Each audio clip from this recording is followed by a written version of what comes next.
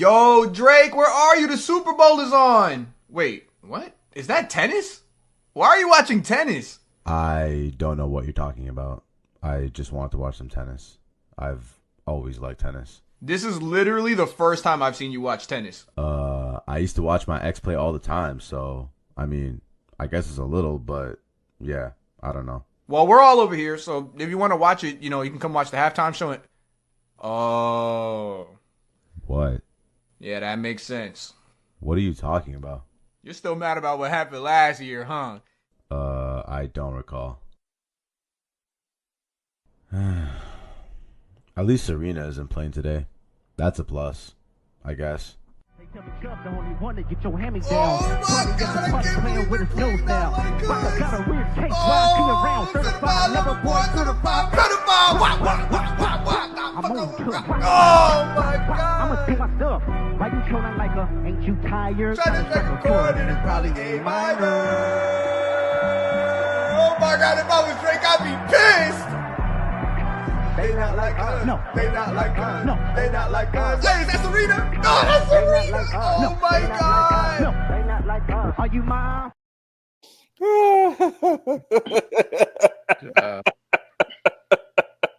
Like I said, the song itself, I knew he gonna play the song. I do too. But see, Serena Crip Walker, that Right. gave me.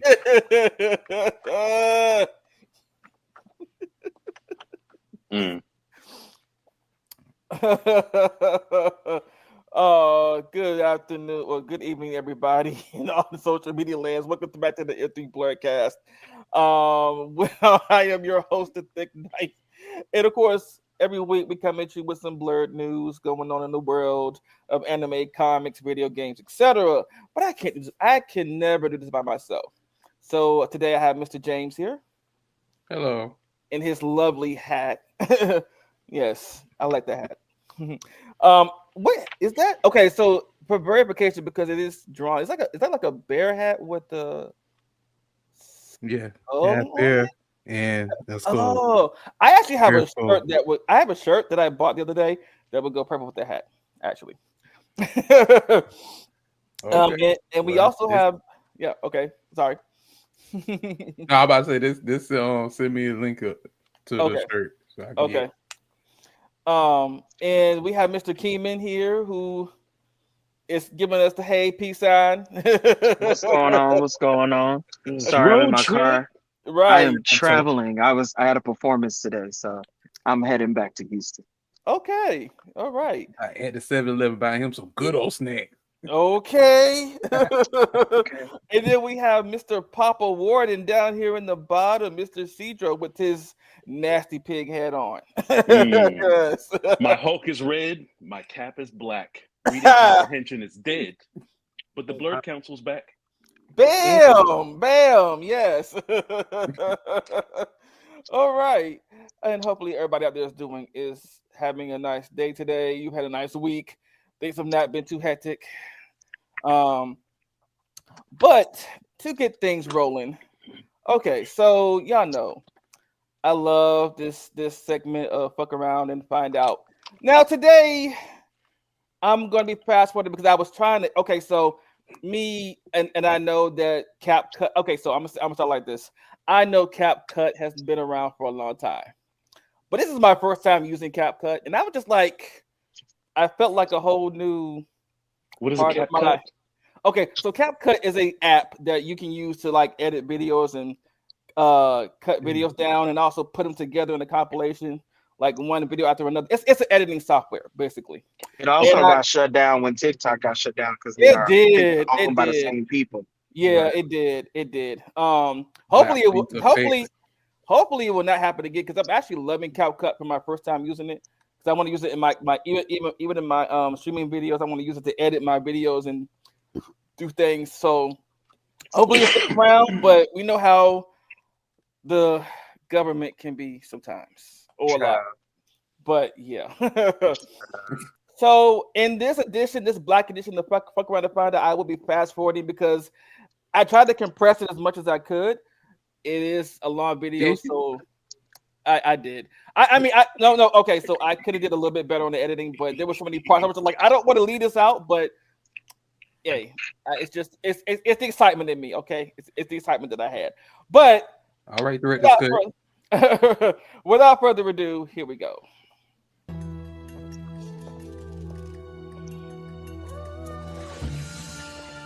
Well, look what the cat dragged in.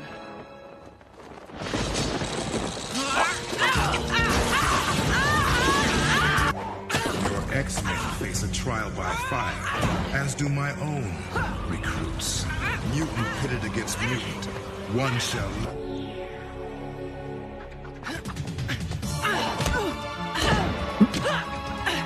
Give up and I'll make this quick, Wind Rider.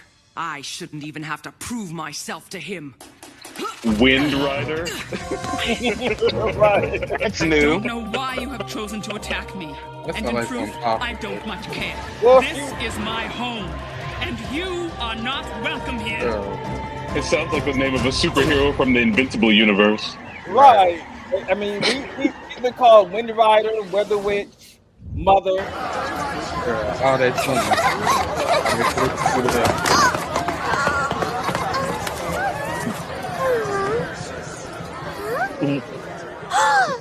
Where did we go?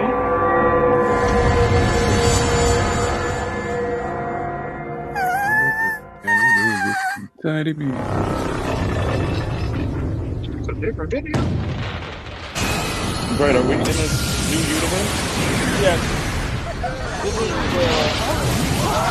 are the people? Can we get like some context and not just thrown into the deep end?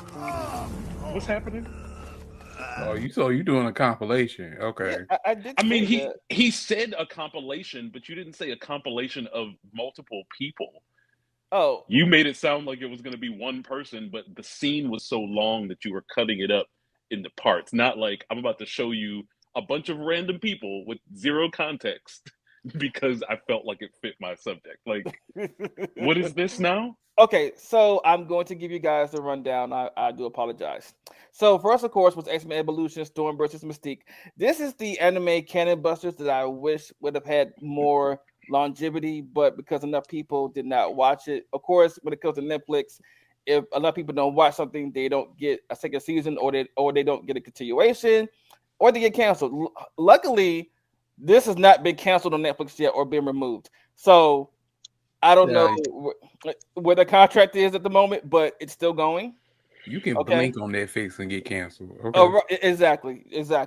The next scene, I believe, if I did it correctly, is Vixen from Justice League Unlimited, and then we have, I think, Canary from Hunter x Hunter, and then Ogon from Fire Force, and then we end again with Storm. So Okay, and so that 8 minutes is going to be cut down to 3 minutes. How? Like, who's not fucking around and finding out? Oh, I'm sorry, and there's also Blade from the Blade movie, but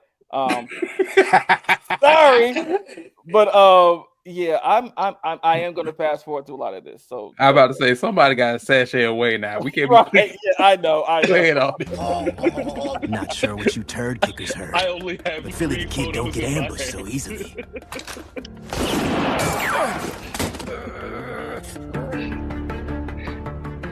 The girl whose name I do not know. hell, that was my immediately boss returned back to the in hood. That's nasty. I should kill you right now just for putting that image in my head. Don't shoot my babies. That boys didn't mean no harm. Swear on the backside of my mule. No? Then how about you, Grandma? Come on now, you wouldn't harm a hair on the head of a defenseless old woman, would you? I reckon you would at that. They called me Mama Hitch, and these here my boys, Joe Bob and Bob Bob. They're Not Joe sweet Bob and little Bob Bob. things, really. Wouldn't hurt a fly. I'll be the judge of that.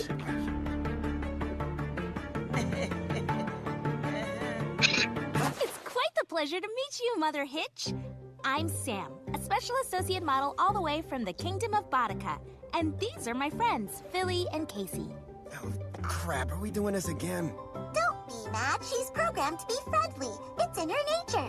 You might want to try it sometime. Pleased to make your acquaintance, Sam. Me and my business. I figured. Oh, wait, they fucked around and found out? Well, yeah, that was pretty much it. It was just introductions, but yeah, Cannon Busters. As I said last week, it's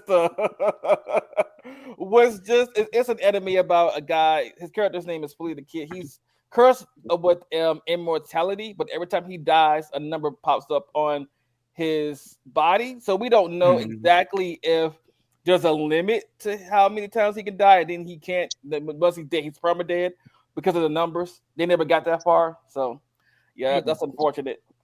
But yeah, and also the girl with him, Sam, she is actually a machine that turns into a cannon buster. When she sees anything above a certain grade of a weapon, like a big old cannon or a mech, she turns into a cannon buster, which is actually a cool transformation scene. So yeah, that anime is actually pretty good. I just wish there was more.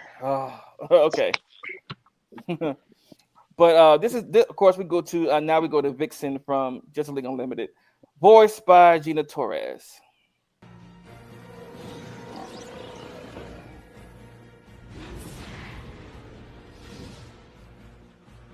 Dr. Fate called it. Solomon Grundy's back. The zombie guy? I had to hit him. I read about him in the files. Aren't all zombies, by definition, dead?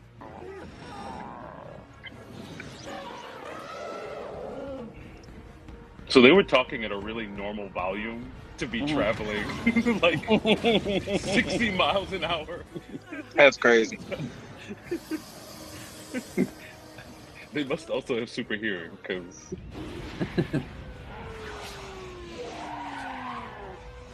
like she gone, and was having like a regular conversation. I love it. John, come with it then. Come on, Grundy. That scenario seems unlikely. Hang on, I'm coming for you. Come on, I'll get you down. So who's fucking around with her and finding out?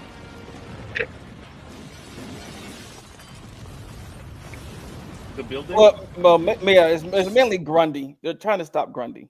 Ah, okay.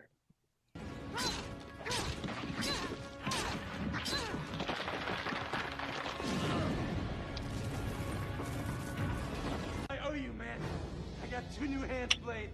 I don't know which one to use to kill you with.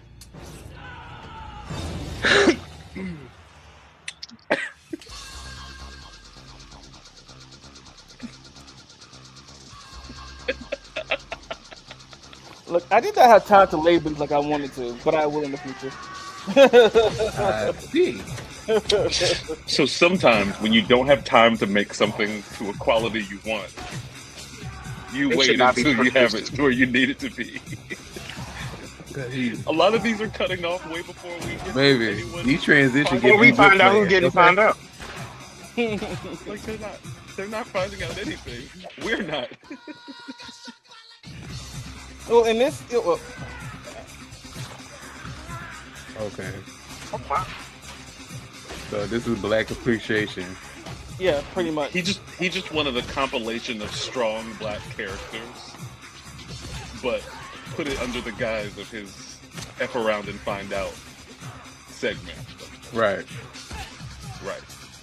But we had to go through 4 of these to figure that part out. Ooh.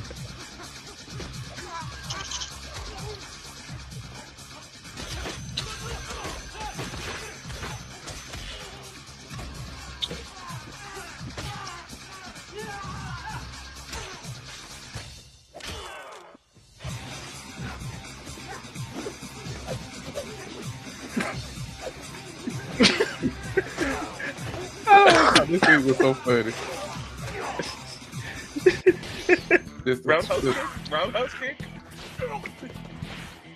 And now we have Canary from Hunter x Hunter.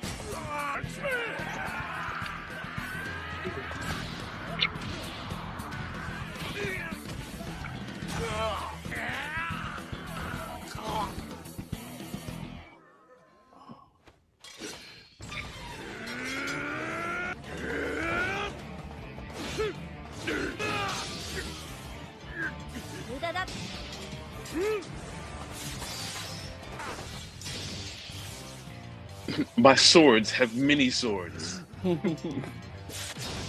So does my mouth.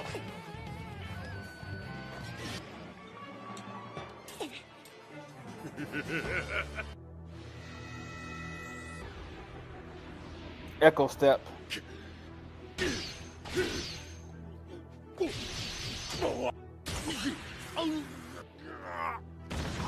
And she did all that with a cane.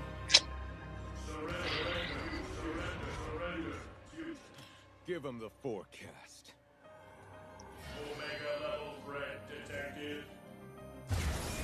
Wait, so was the first clip for Mystique or for Storm? Because it seems like you double dipped in the Storm. I did. You double dipped the chip. Yeah. Ancient sands, heed my command and reclaim these. I should have been more specific with my "What are you surprising us with?" question. Surprise, surprise. I'm about to say that. Surprise, surprise. I can't lift my leg up, but you get the reference. Right.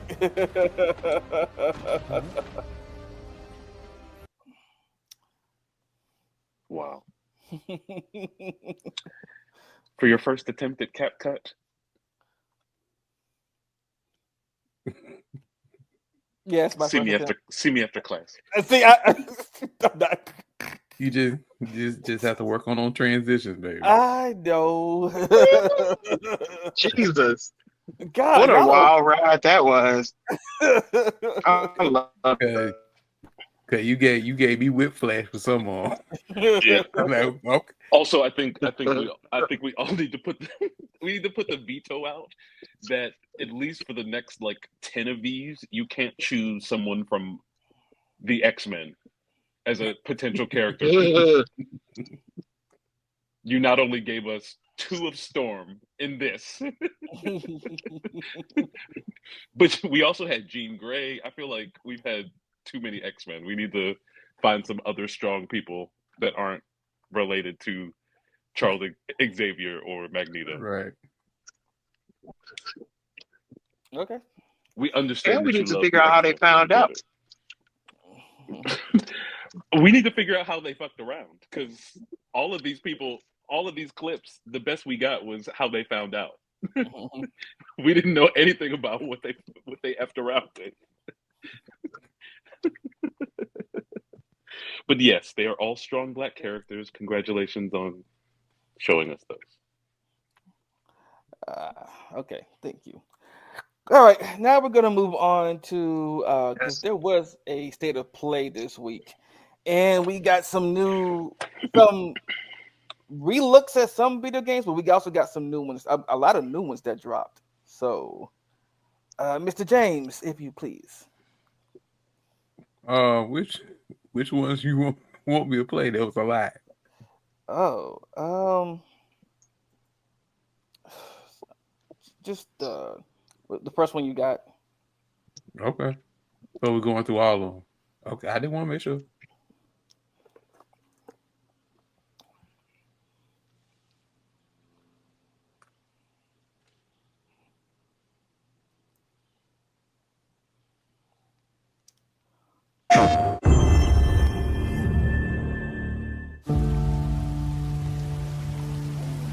Last winter, we were up on Farewell Ridge. We're watching the freaks. Brokeback Mountain? Thousands of them. I mean, too many to count. Did you say what? All I could think was every one of us. He said they were up on Brokeback Mountain, right? Are now. No. Belongs to them now. Imagine that game. Bring it! We'll survive. This is Days Gone remastered. Yeah. Right. I could have put Sarah on a chopper. Could have been 2 sentences. What is that? What are the other state of play? Take it all back. We're seeing today? Actually, you can billions of people are dead. yeah, you but can somehow stop she this made it. one right here because all they did was remaster it and add features that they added the unlockables so that if you already have Days Gone, the upgrade is free, basically. But they added the unlockables that you had to I think either hit behind the paywall or you did certain things in the game, you got them. I think you get like a better gun, better guns, and better life. That's pretty much about it. But honestly, I wish that game had got a sequel, but it unfortunately did not. And I understand why it didn't, but I still felt like they could have at least gave DLC or something. But I mean, I actually enjoyed the game. I do. Because I played it. I need to finish it. But I'm stuck at this one part where you get hoarded so badly that if you die too fast. So I have to figure out a way around that. All right, on to the next one. Okay. This is Liza P. The P, yeah. The DLC? Yeah. Yeah.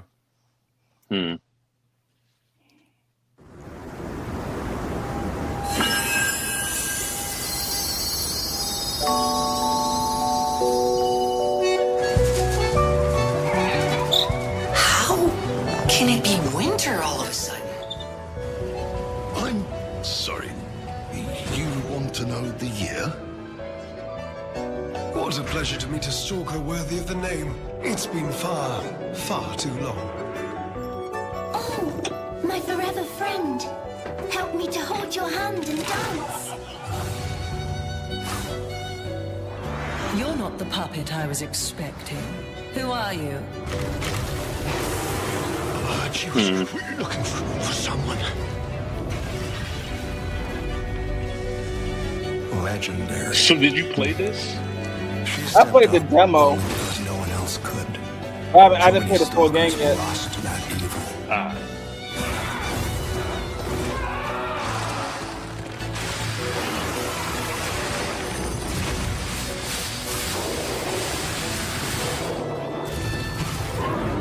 I'll do whatever it takes.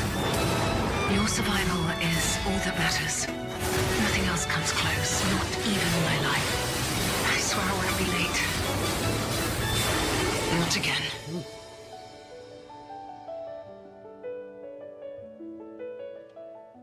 Yeah, so it's a solid game, but you also have to really be a Dark Souls-like fan.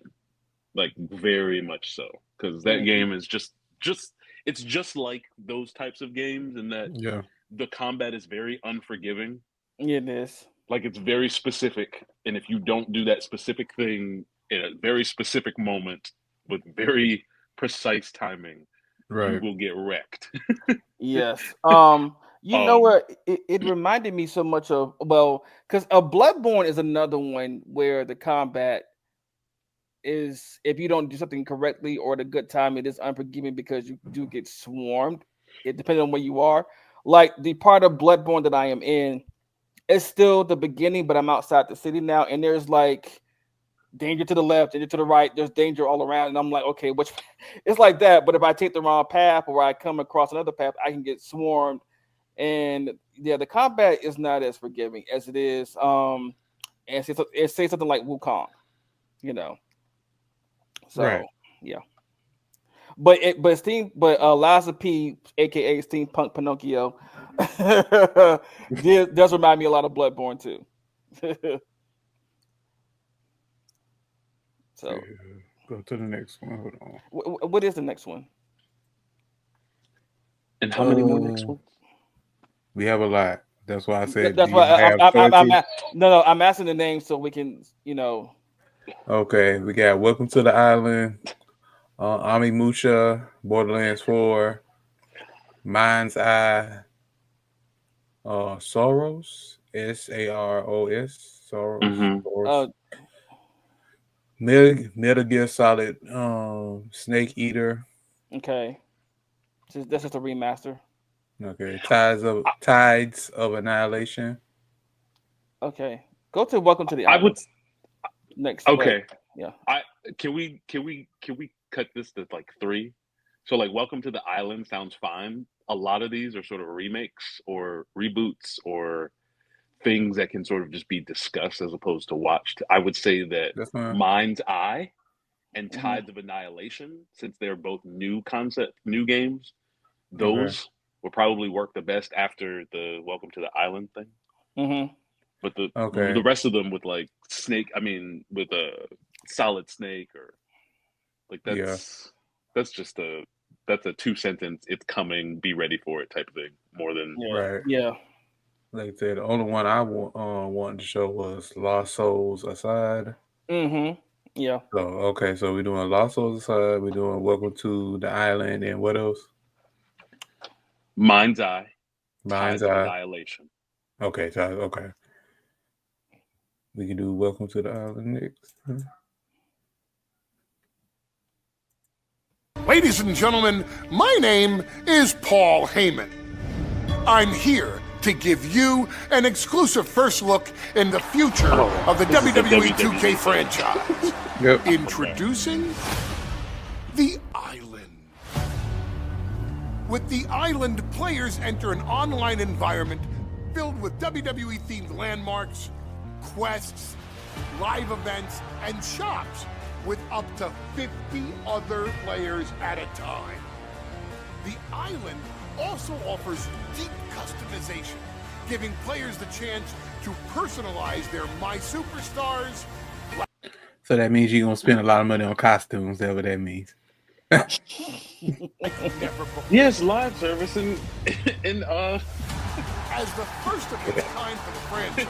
Paywall, great. Right. Pretty much. It's a bold step toward the future. Welcome, ladies and gentlemen, to the Island.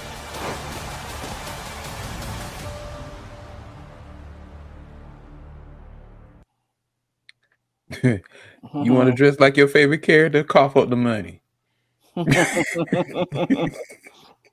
Or it may be unlocked in game because I'm starting to see a lot of people get away from the whole live service or microtransactions because they're starting to realize it don't work. They are not. I can confirm to you that the research. I mean, I know. Absolutely going to be. You have to pay for this stuff. Like they're trying to get more money. Because they're going towards it because they can charge you more with little stuff. Yes. You want your character to look exactly like they normally should look? Just what's your wallet look like? Right. How can we be You don't need to pay your electricity bill. Right. How you can need we to make be sure Fortnite? Roman Reigns has his leather vest. Right. How can we be more like Fortnite without being Fortnite? Let's charge for everything, pretty much. Yeah. Okay. Oh, if you want this character, or you won't have to buy it. Okay, on to the next. Okay. Get that money grab. Okay, Mind's Eye. Next. This one, I'm not really sure what to think about it. It kind of has like a GTA. What is the Just Cause? Do you guys remember that game? Yep, Just Cause. I'm about to say that. Yeah, it's like a. That's a nice one. It clearly shows some like you're driving the vehicle scenes. You're in like not really sure how open world it's going to be, or how like maybe level oriented or focused it might be. But it's got some things going on. It's got some things going on that hit some of the general things. I think if you like GTA, you have the potential of enjoying this game. The Just Cause games. It's giving very Division meets GTA.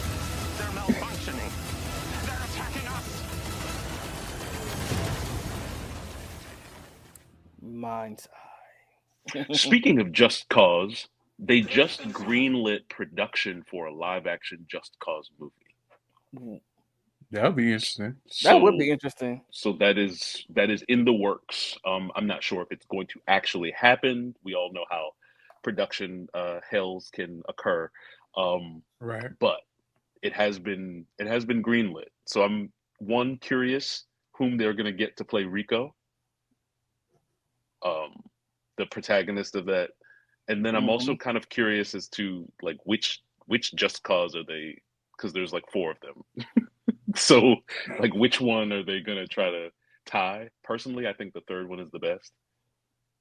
Right. Where you have to like liberate the island, the whole island, and you get to travel around to like the different parts of the island and stuff and do missions. Like that was probably the first third person like open world game that I've ever 100%ed. Like collected everything, got everything that you were supposed to get, etc. So that has a special place for me. I'm interested more in this Just Cause movie than I was in Tom Holland. Uncharted. Yeah, the Uncharted. Sorry, the Uncharted movies. One, because I never really played the Uncharted games. Right. They didn't hit for me like that. I thought that they were cool, like to watch some of the elements and the action sort of cinematic scenes that you were also interactive. I thought that was really cool. They've done a lot for games since then because pretty much every game that comes out that does action takes elements from the way Uncharted did stuff in certain ways. So respect to them for that. But I was not interested in the movie. When the movie actually came out, I was less interested after watching the movie. You know what? I've seen it once, and that was it for me. I was just like, oh, okay. I mean, at the end, I mean, I enjoyed what they tried to do. I enjoyed what they did, and also what they tried to do. But for me, it was just like, oh, this is a one and done. Yeah, I'm good. I remember. I mean, that's kind of the downfall of these kind of movies is that the game is already like a playable movie. So a lot of people are like, well, I already know some of the story because you can play like Uncharted is just like a storytelling movie with some playable aspects of it. So some people are like, why I need to watch the movie? Not everyone, a lot of people don't play Uncharted, so the movie was like their first entryway into the series. But people who played the game were like, what's why this? I go see them? Right. Why I play? And people watch who the watched movie? it were like, what is this? Right. Well, I can go home and just play the game and get the same effect. Yeah, I mean, I think that those games give you a much clearer through line to making a good movie. Because sometimes you get these movies from video games and you're like, how did you even come up with a movie from this? Or like the plot of this game is not something that you could really just make a movie from, and they do it anyway, right? Right. Like Assassin's Creed, for example.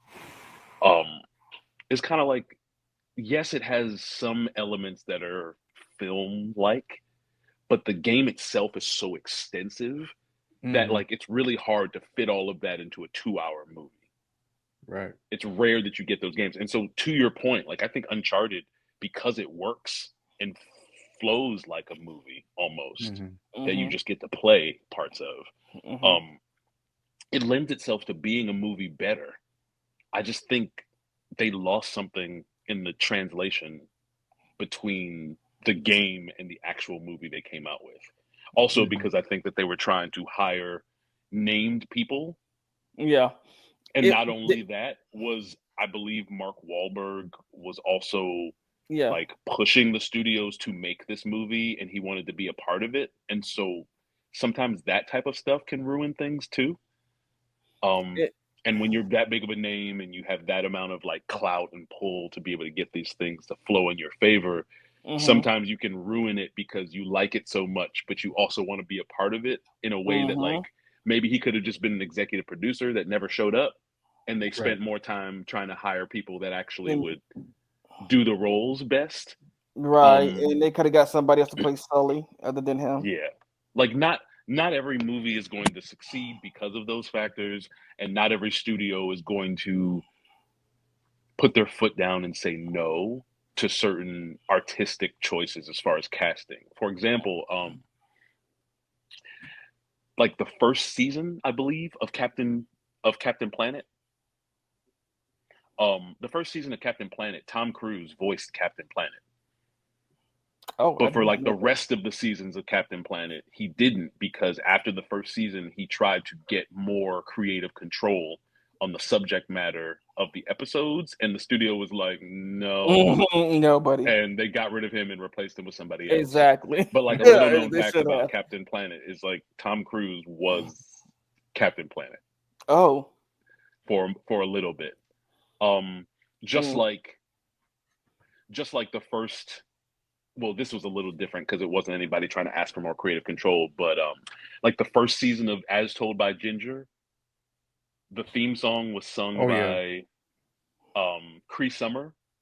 Oh. But then they changed it to Macy Gray like afterwards. Right. But yeah. So, but it's like one of these little things that you never really notice in the beginning. You just sort of watch the show and it sort of comes along later. But sometimes like these creative control things can be really problematic. And so I think in that case, what we were talking about before, like that was a case of like it being problematic. And so Uncharted just felt like a discount National Treasure. Okay. Or like Indiana Jones Jr. Right. Which actually was a series. It was. And you know they had, and back in the day they had a cartoon called James Bond Jr. Yes. Oh, James Bond Jr. Like, oh, yes. Well, like I said, they tried like the male version of Laura Croft. Yeah, pretty much. The movie. Yeah. Which and the thing is, we're supposed to be getting a sequel to the Tomb Raider movie as well, with the same actress from the more recent games. Oh, I forgot they did that. Yeah. Alicia? Wow. They're doing Alicia Vikander again? Okay. Interesting. I forgot all about that movie. Yeah, they're doing it. Oh, I didn't. I didn't either. The reason why the reason I understand what you mean. And in that regard, I think I put it in a separate place. Like I compartmentalize it a little different. But the reason why I don't forget it is because anytime somebody, like as a super nerd, a gamer or whatnot, every time somebody talks about video game adapted into a movie and like what are the worst ones, it always it's on that list for me. So I don't forget it just because it registered as so bad to me that it's like I can't forget it. It's not like a Morbius where it was meh and I can just sort of pretend like it never existed. But you know, Madam Web, Tomb Raider, there's just certain things that are a little. I'll say that I didn't dislike her though. Like, I don't think she was bad as Lara Croft. I just think the movie itself had so many sometimes it is the writing problems, and it tried to do so much to be like the newer video game that I felt like it sort of did a disservice to the original video games. Yeah. Like, it was trying so hard to be like, well, we're not going to do the busty breasts and the ill-proportioned body and the scantily clad wardrobe and the pixelated, boxy character shape. Like, of course we're not going to do that. It's live action, but there's a part of me that feels like at least the Tomb Raider movies with Angelina Jolie were better than this. Yeah. It's almost like the Fantastic Four movies. Like Fantastic Four, Rise of Silver Surfer were not great movies.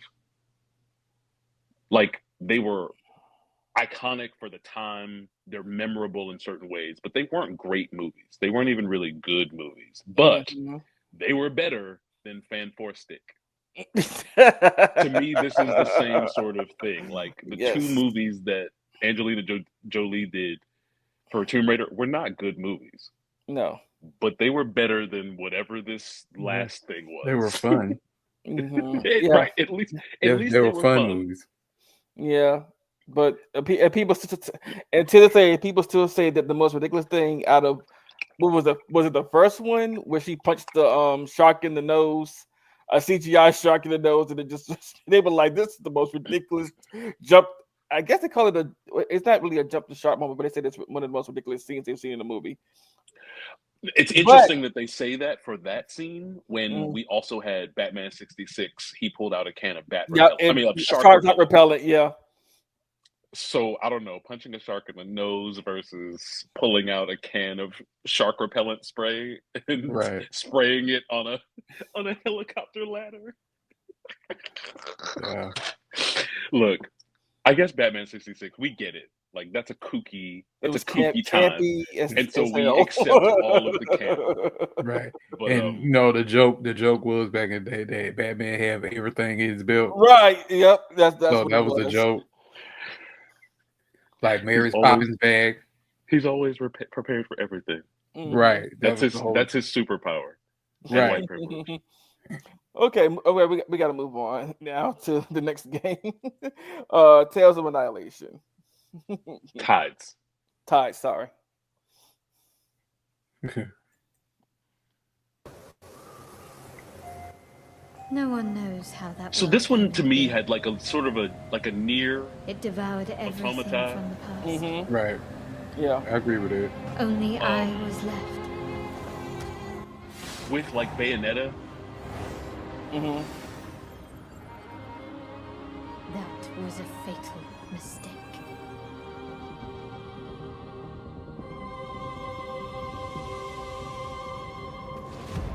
It's the aura of the Grail pieces. I can sense it. I'm always down for a nice high fantasy, a dark high fantasy. Right.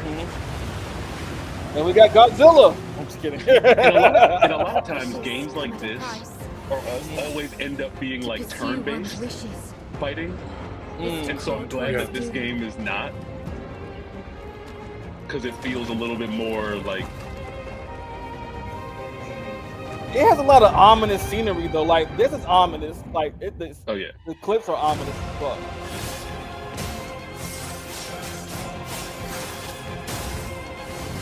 And even like and the fighting sequences and stuff are very, very near, very Bayonetta. Only for the king. It gives me very MMORPG kind of vibes. Yeah. Gwendolyn, this is your final warning. Ooh. Okay.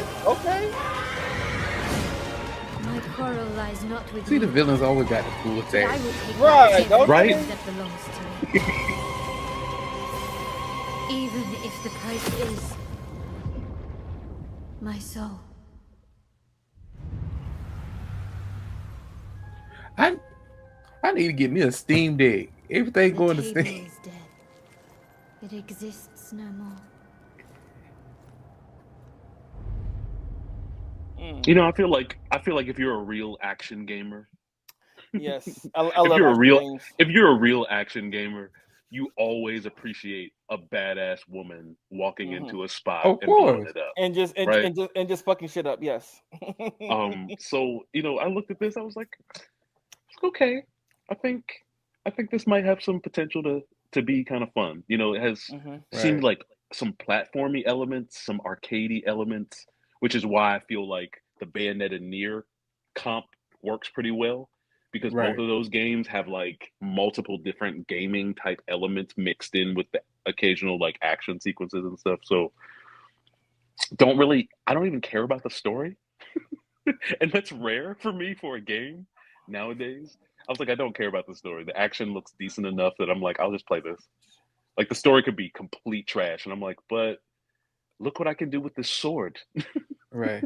Like Forsaken trash. See, but the difference the funny thing about what you say about Forsaken was just like when we saw this main character in this game fighting Mordred, the blonde chick and the white whatever, and she floated up in the air and then shot down all of these like angel projectile or whatever divine light holy attacks, holy arrows or something. You were like, why do the villains get all the good attacks, right? Right. I think the one thing that I'll give Forsaken is that it was like too ambitious, which I prefer in a game than being too safe. And the main character had a lot of like boss level attacks. Yeah. Like I'm sitting here fighting like large groups of enemies and raining magma down on them, or causing like an entire thunderstorm. Like, so for as bad as a lot of other elements in that game were, like sometimes the landscapes were just a little too drab. They didn't really have much going on. We understand that the land was like plagued by a blight or curse or whatever, but like it just felt a little too empty. And the story was fine. The dialogue was just horrible, trash, baby. It was so bad. But the powers, I really like the fighting in Forsaken.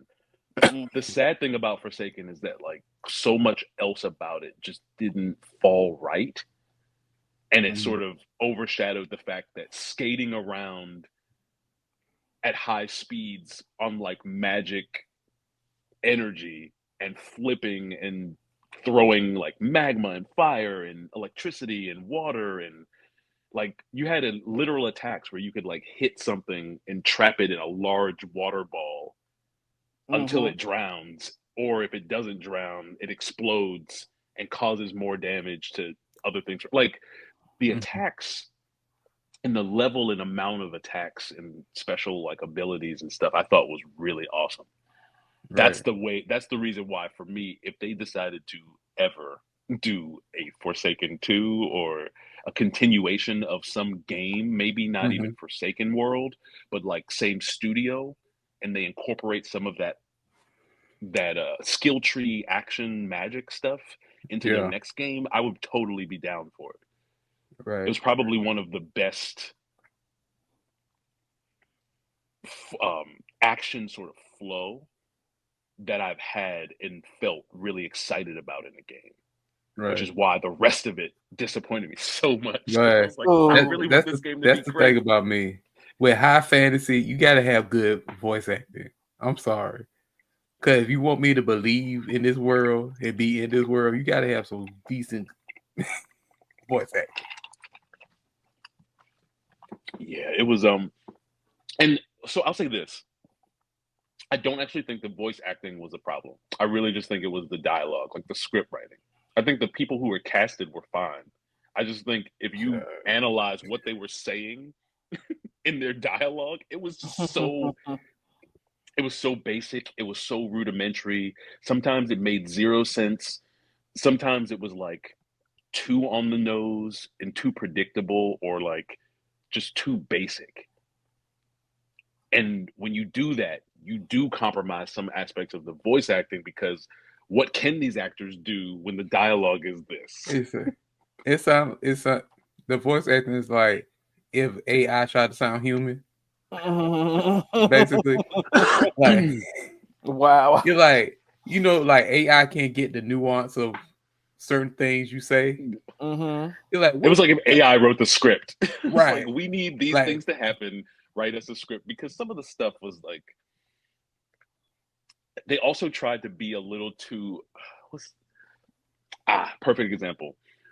When you were in your teens or early 20s and you interacted with people that were like in their 40s and 50s, maybe even 60s, but they caught themselves like being young at heart or young, and so they tried to be up to date on the newest slang or the newest things to sort of relate to the young people, but they didn't. And it wasn't just because they were old or looked old and it felt weird. It was like they weren't even using the things right, or they were slightly off, right? Right. That feeling is the feeling I got from the dialogue in that game. Right. Where it was like, there were sometimes like the moments where she would do something and she was talking to the bracelet. For spoilers for anybody who's never played the game, she has a talking magical bracelet. I won't give you any more spoilers than that. But she has this talking bracelet that like helps her out and gives her instruction. It's one of the ways in this open world game, like many open world games, that you get the ability to get tutorials or understand how to implement your power or your abilities, is through this talking bracelet. But they also have dialogue that happens between them throughout the whole game. and in movie cutscenes and stuff. There's a scene where she does magic like for the first time, and she is talking to the bracelet, and she's like, "Did you see that? I just fucking did that," or whatever she says, and she's like weirdly cursing, but it sounds so weird. Like it doesn't make sense. It's almost like somebody's trying to throw in curse words to be like, let's seem edgy and cool and appeal to the younger people. But the dialogue just feels like someone completely out of touch and tone deaf to that, trying to pretend to sound like someone that's younger. Are you talking about Forspoken? Yes. Yes. Okay, because at first y'all said Forsaken. I was like, what the hell is Forsaken? Oh yeah, we were fucking it up completely. Okay. I'm like, what the hell? We were trying to. I was thinking about the vampire movie for a minute. I was like, I'm wait. sitting up here like, is this a game I ain't never heard of? What's the Forsaken? But then, so the other problem, to James's point about the voice acting for Spoken, is the main character is supposed to be a girl from New York. And the actor playing her is a British woman. And so sometimes the things that I think we notice sometimes, and it just feels a little off, we don't quite pinpoint, like we can't quite pinpoint the specifics, is like there's some British people can imitate an American English accent, but they can't quite get right the rhythm, the natural rhythm with which Americans speak their English. It's just like if we tried to imitate a British accent, you'd also have to know how British people generally speak, the rhythm of their speech, not just how to say a word like they say it, because you will stand out. And so I do think there are a lot of times in the dialogue for her where it just sounded stiffer than an American would speak it, especially a young girl who's grown up in New York, to sound like such a generic American female voice. Like you said, like to your point again, James, about like the AI trying to sound human. It was like somebody turned the Siri voice onto American and you just pretended. And so some of it was just very, very stiff. Again, disappointing. But the action, man. And you know that's not normally me. Normally I'm like, no, the whole thing has to be great. But I need that action in another game. Right. I need that action flow in another game. I need it now. Like how many times have you ever played a game where the main character, and there's not like you can choose a bunch of classes, so it's not like a traditional RPG, but like the main character is just a mage. Right, true. Right, yeah. Like normally it's like you have to have the close combat, whatever. It's like, no, everything she did was just magic. That's it. And you got the magical parkour, loved it. Tell me y'all didn't like skating across the landscape. I love it. Oh, yeah, like I said, it was a fun game. Like I said, with fantasy, you have to have good dialogue, and that dialogue was so horrible.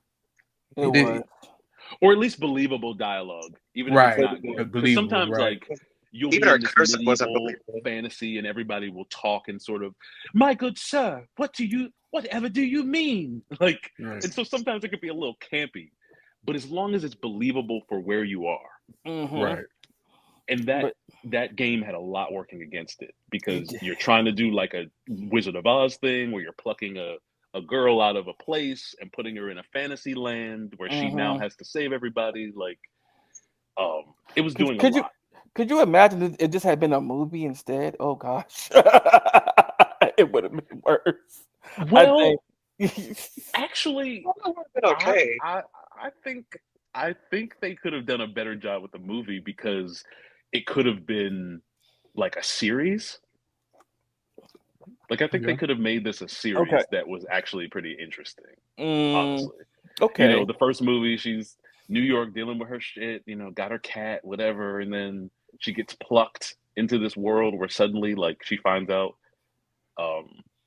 Oh, I don't want to spoil it for people that might want to play, but well, she finds out some things, and she has magic abilities, and Right. so I think that could actually work pretty well. And for PS Plus members, the game is free. So, if you don't want to spend money on it and you're a PS Plus member, there you go. You will enjoy the action. Yes. The rest of it might disappoint you. I would say, yeah, that's a good way of saying, yeah. I will go with that assessment. Yeah, the action is pretty good. It is. Oh, I have a random question. What's up? Have you guys, and feel free to not answer if you don't want to, have you guys played the Harry Potter game? No. No. I haven't. Just wanted to know. All right. So let's Right, but just wanted to know for what? Like that's because I've never played it, but I don't know anybody that I don't. The reason I asked is because I don't know anybody that I know personally that's played it, and so I've been asking people like, "Have you played it?" Because I know nothing. Like I don't have any information except for what's on YouTube. Yeah, I do know people that have played it, and I've seen gameplay. And honestly, I do think it's one of those games that has like a good gameplay and action and everything. But you know, I was just like, you know what, I'm background. I'm gonna sit this one out. But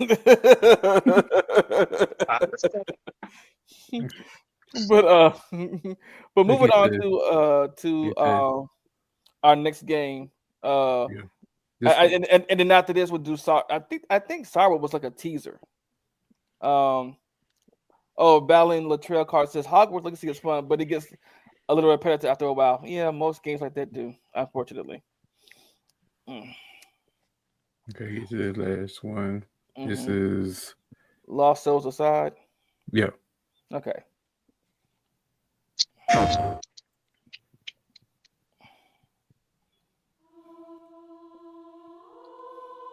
I keep having the same dream.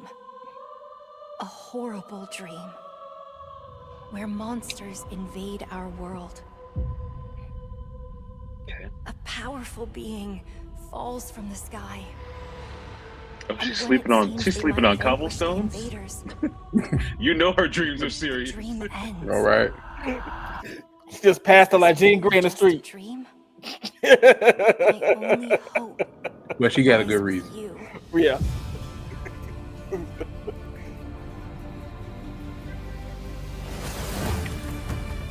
Come, Kaiser. We will travel across worlds, leap through dimensions together.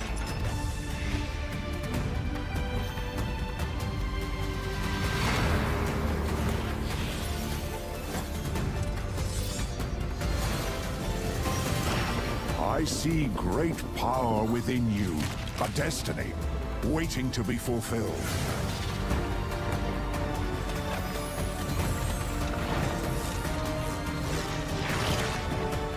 Let me be your vengeance.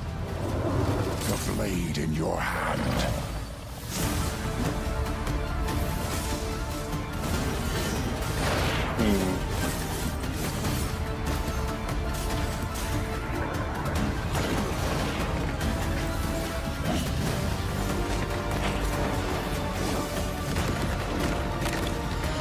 You never wanted to be a hero. But for humanity's sake, you must. Then give me your power, Arena.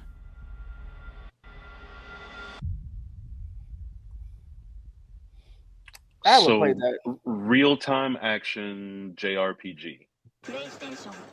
Pretty Not bad. I would play that, yes. Like I say, high fantasy, love fun. And the weapon talks to you like in Forspoken. Forspoken. Why I keep saying Forsaken? Forspoken. I don't know. Why have me over here looking like? Stop it! Stop. No, but y'all really had me over here like, what the hell are they talking about? I'm like crazy. What the hell is it for? Well, you get somewhat of a glide in the Fed in this game. And a flying. But yeah. You just cracked up over there, ain't you? Oh no, I was. Something you felt? Oh, I hate you. But anyway, no, I was sipping, and then Tidro caught me off, and I was like, okay, I didn't want to accidentally, never mind. No, I didn't. I was accidentally swallow and choke. Accidentally swallow and choke. Because I was laughing. Well. You know what? I didn't want to say that at first because I knew you was going. You know what? Let's keep going. Sounds like a spicy thing to me. So you didn't want to accidentally swallow, which means that you wanted to purposefully swallow. So you swallow. Hey, after I finished laughing, yes, I did. Sounds like a great time to me. Hey, I need you to, Hey. You just keep walking through that door, honey. Oh, Devon. It was going to happen. No matter what I said, it was going to happen. So I was like, you know what? Just fuck it. I mean, that's how it usually happens, right?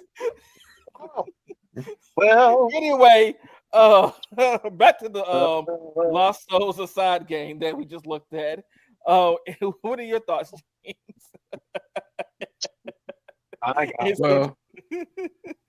Well, like I said, this is up my alley because it's RPG, high fantasy.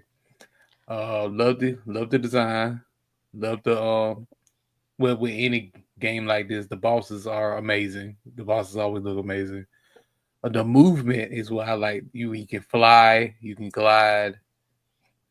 The fighting looks so good where you can like this teleport effect.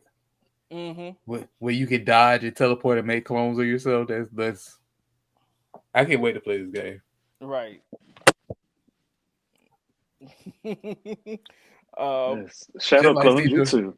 Yeah, like Cedro said, anywhere I can do cool stuff. Yes, like that. Yes, in a game. Shut up and take my money. Right. Before we go on to our last one, I think Sorrows was just a teaser, but it looked interesting. I do want to show that one before we move on to the last one. Assassin's Creed Shadows was delayed until March 10th or 20th. It was delayed, which I don't know why, but it was. So I was like, it's too black. I was so looking forward to like playing it this month in Black History Month and having our first Black. I'm just like, what the? Because I went to GameStop, I was like, what the fuck? Like y'all don't want to give us too much blackness in our month. We get it. We understand. you know, DEI. Yeah. Okay. Well, this is the last trailer. Yeah. The actual last trailer. The actual last trailer. Yes. Because we have an editing problem. Yeah. We gotta get to this have movie. an editing problem. And by we, I mean Devon.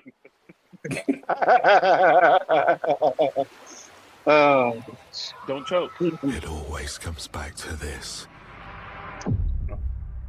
Oh. Does it?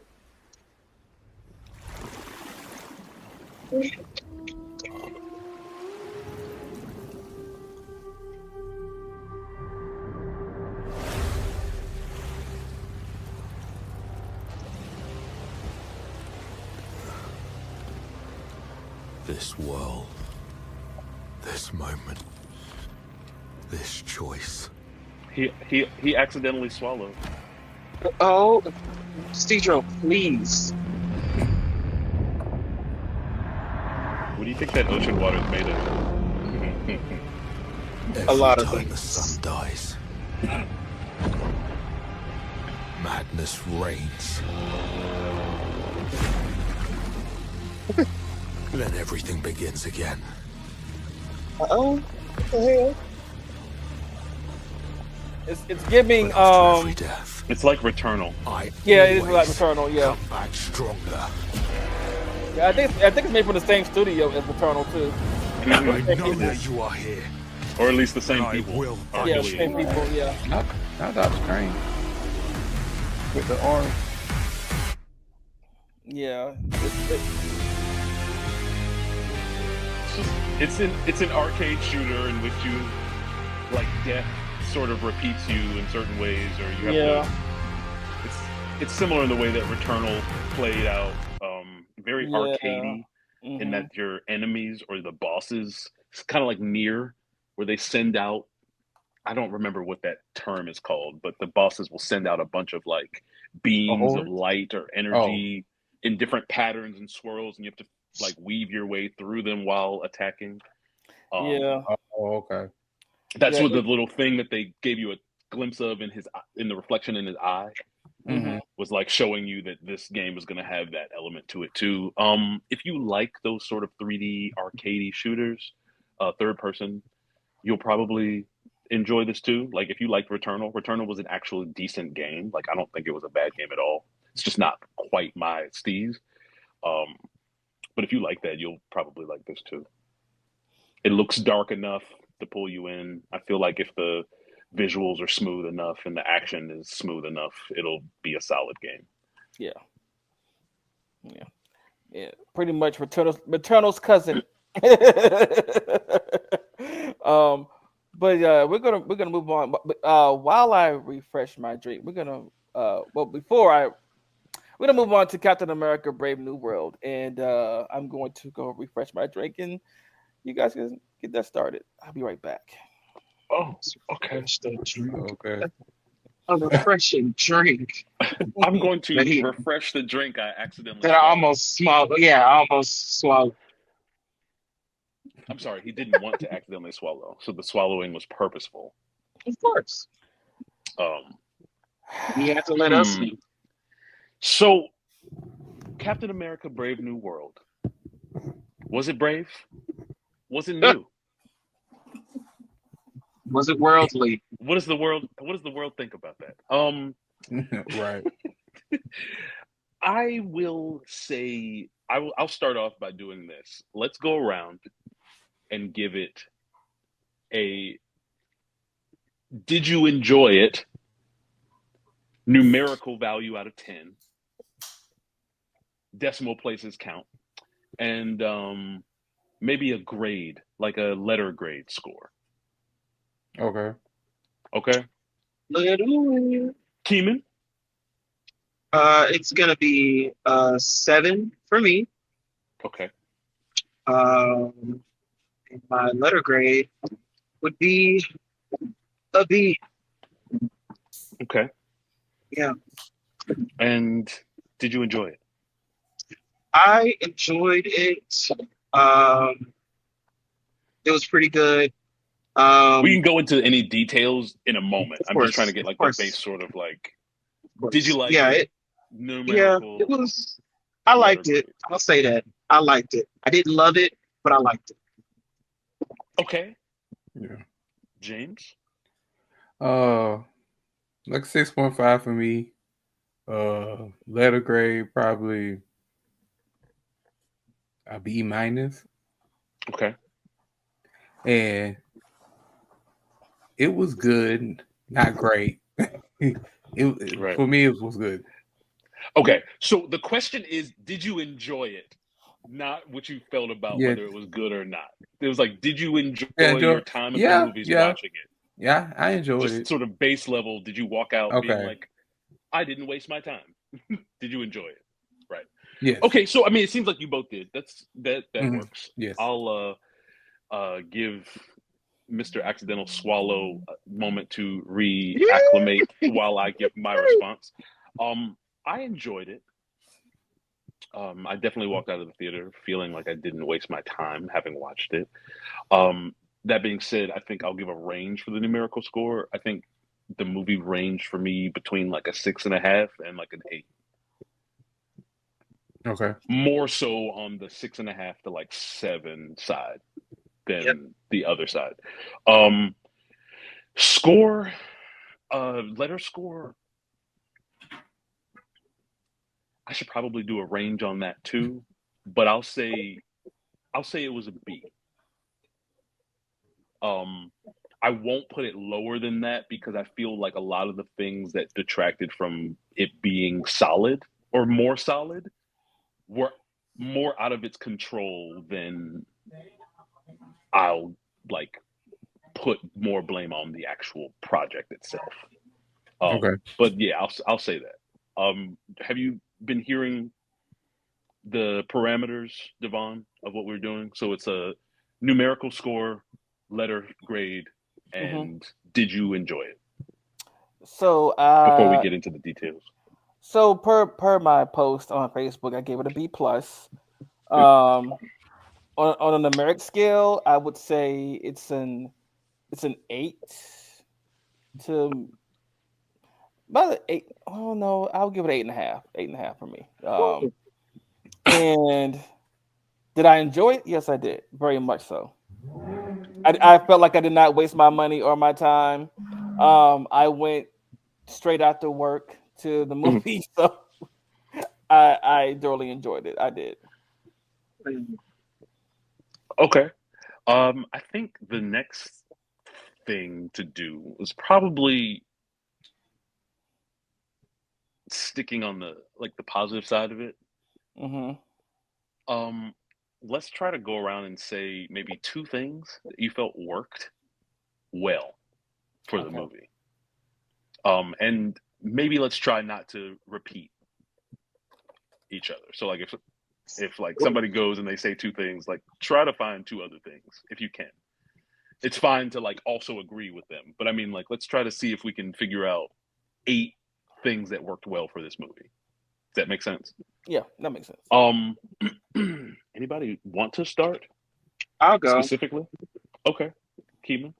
I'm gonna lose. I don't really remember his name, but I'll say I enjoyed Captain America and Falcon's partnership. I'll call him Falcon because I don't remember his name. Joaquin. Joaquin. Thank Torres. you. Torres. Yes, Joaquin Torres. I enjoyed their chemistry, and their relationship in the film. So that's 1. Enjoyed that. And 2,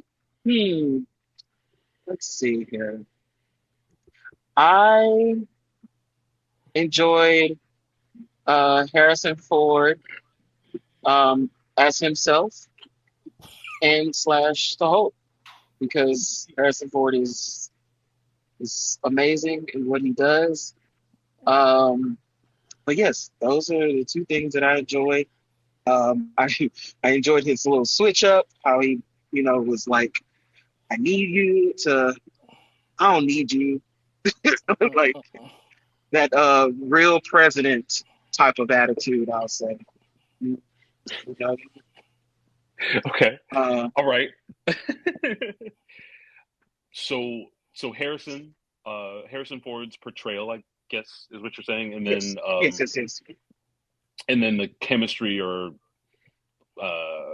camaraderie between Sam and Joaquin's characters. Okay, that's solid. What do you? How do you feel, Devon? What are your 2 things? What 2 things work for you? The 2 things that worked for me was, 1 was the action. Okay. I do like the action scenes. They work for me very well, especially the when he landed and it said wait for it, and then the boom happened. I like that part. And also the when his wings caught that kinetic energy like Black Panther's suit and he then released it. I was like, very Wakanda, but yes. I mean, his suit is from Wakanda, so it is vibranium. But I was just like, I'm glad they kept that feature in there for him, or more so Shuri did. But yeah. It's also kind of smarter too, because he is just a person. So like he's going to take a lot of hits. So it's nice to have like technology that uses the hits you take as energy to help you fight. But yeah, I'm sorry. Your second thing? And my second thing that actually did work for me, as convoluted as it was at times, was the actual story. Yeah. Okay. So that worked for you. Got it. We'll go back to the convolution later. But James, what are two other things that worked for you? Let me see. What's his name? Okay. What worked for me, Elijah Bradley worked for me. His acting was very good. Yes, Carl Lumbly? Yes. The actor, yeah. It's the actor that plays him, but yes. He was excellent. The second thing, it's kind of going off of Devon Soda. I like how they incorporate the suit to fit the new Captain America. Okay. Because realizing that he doesn't have powers, they gave him little tricks and little devices to help him out a little bit more. Mm-hmm. And it's just like, well, we're not gonna get that far. I'm not gonna get too much into it because that's gonna get further into the story. But I like how the devices and the suit, how it fits him. I say that. Mm-hmm. So that's my two things. Okay. Okay. All of those are good things. It actually makes it not necessarily difficult, but it makes it a little it's a little tighter to figure out two other things besides those that work. I very much agree with you, James, on Elijah Bradley. Like every scene he was in was great for the movie. Mm-hmm. I also agree with Keeman that like Harrison Ford, every scene that he was in was also great for the movie. Okay, so what I do think worked for the most part in this movie, two things, is the incorporation of tying up some loose ends from Eternals and the Incredible Hulk. I do think that worked. I think I'll make that one thing. I think the other thing that worked for this movie was how they treated Sam Wilson's character throughout the movie. I do think that worked. Like, I think Sam Wilson himself worked really well in this movie, especially to show us how he takes up the mantle of Captain America. Also, how he's different than Steve. Mm-hmm. And what makes him specifically different besides not taking the serum, et cetera, et cetera. I think that they did a good job of realistically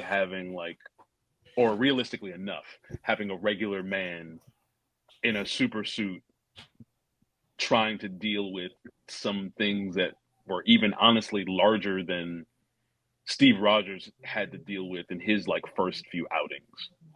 Right. To deal with these things as just a man. And I do like the fact that to that end, how the end of the story sort of, when Joaquin, I think, and he were talking to each other in the hospital. And I think Joaquin was like, I looked up to you. Like, I look up to you. I want to be you. And so the idea that someone like, this is a very weird example, but bear with me. It's sort of like the difference between how kids want to be, how some kids look up to LeBron James versus like how some kids look up to Steph Curry, or some younger people look up to Steph Curry, in a sense where LeBron James is a 6'8" phenom of a person that has been doing his job at a very high level for over 20 years professionally. Mm-hmm. That is not something that the average person can aspire to. Whereas like Steph Curry, yes, he's still also a great player. He's a tall person himself. I mean, not super tall by basketball standards, but he's like 6'2", 6'3". Mm-hmm. And he can shoot the ball. Like, his known thing is like he can shoot the ball from pretty much anywhere, especially distance.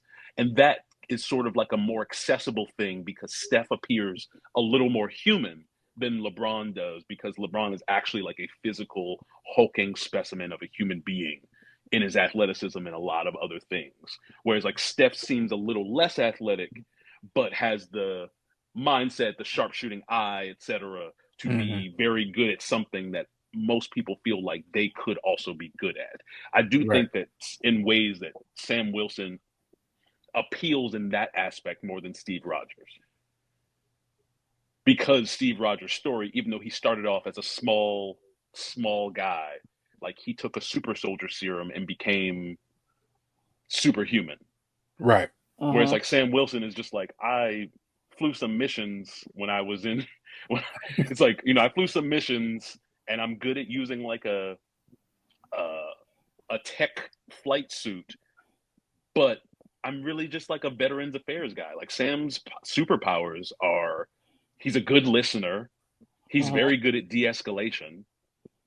Right. And he's a capable fighter and tactician to a certain degree. And so like those things make him different than Steve. Steve was never really the best listener. Steve just had the benefit of coming from a place where he was able to discern right and wrong in a little bit more of a black and white way, not literally or racially, but like he came from a time when evil and good were a lot more discernible.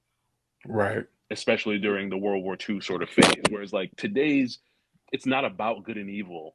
You know, it's not necessarily even about right and wrong per se. It's about like, how do we come together to solve the problems we have without pissing each other off enough? And I do think that this movie, what worked for it was the diplomacy at times that happened in this, in the way that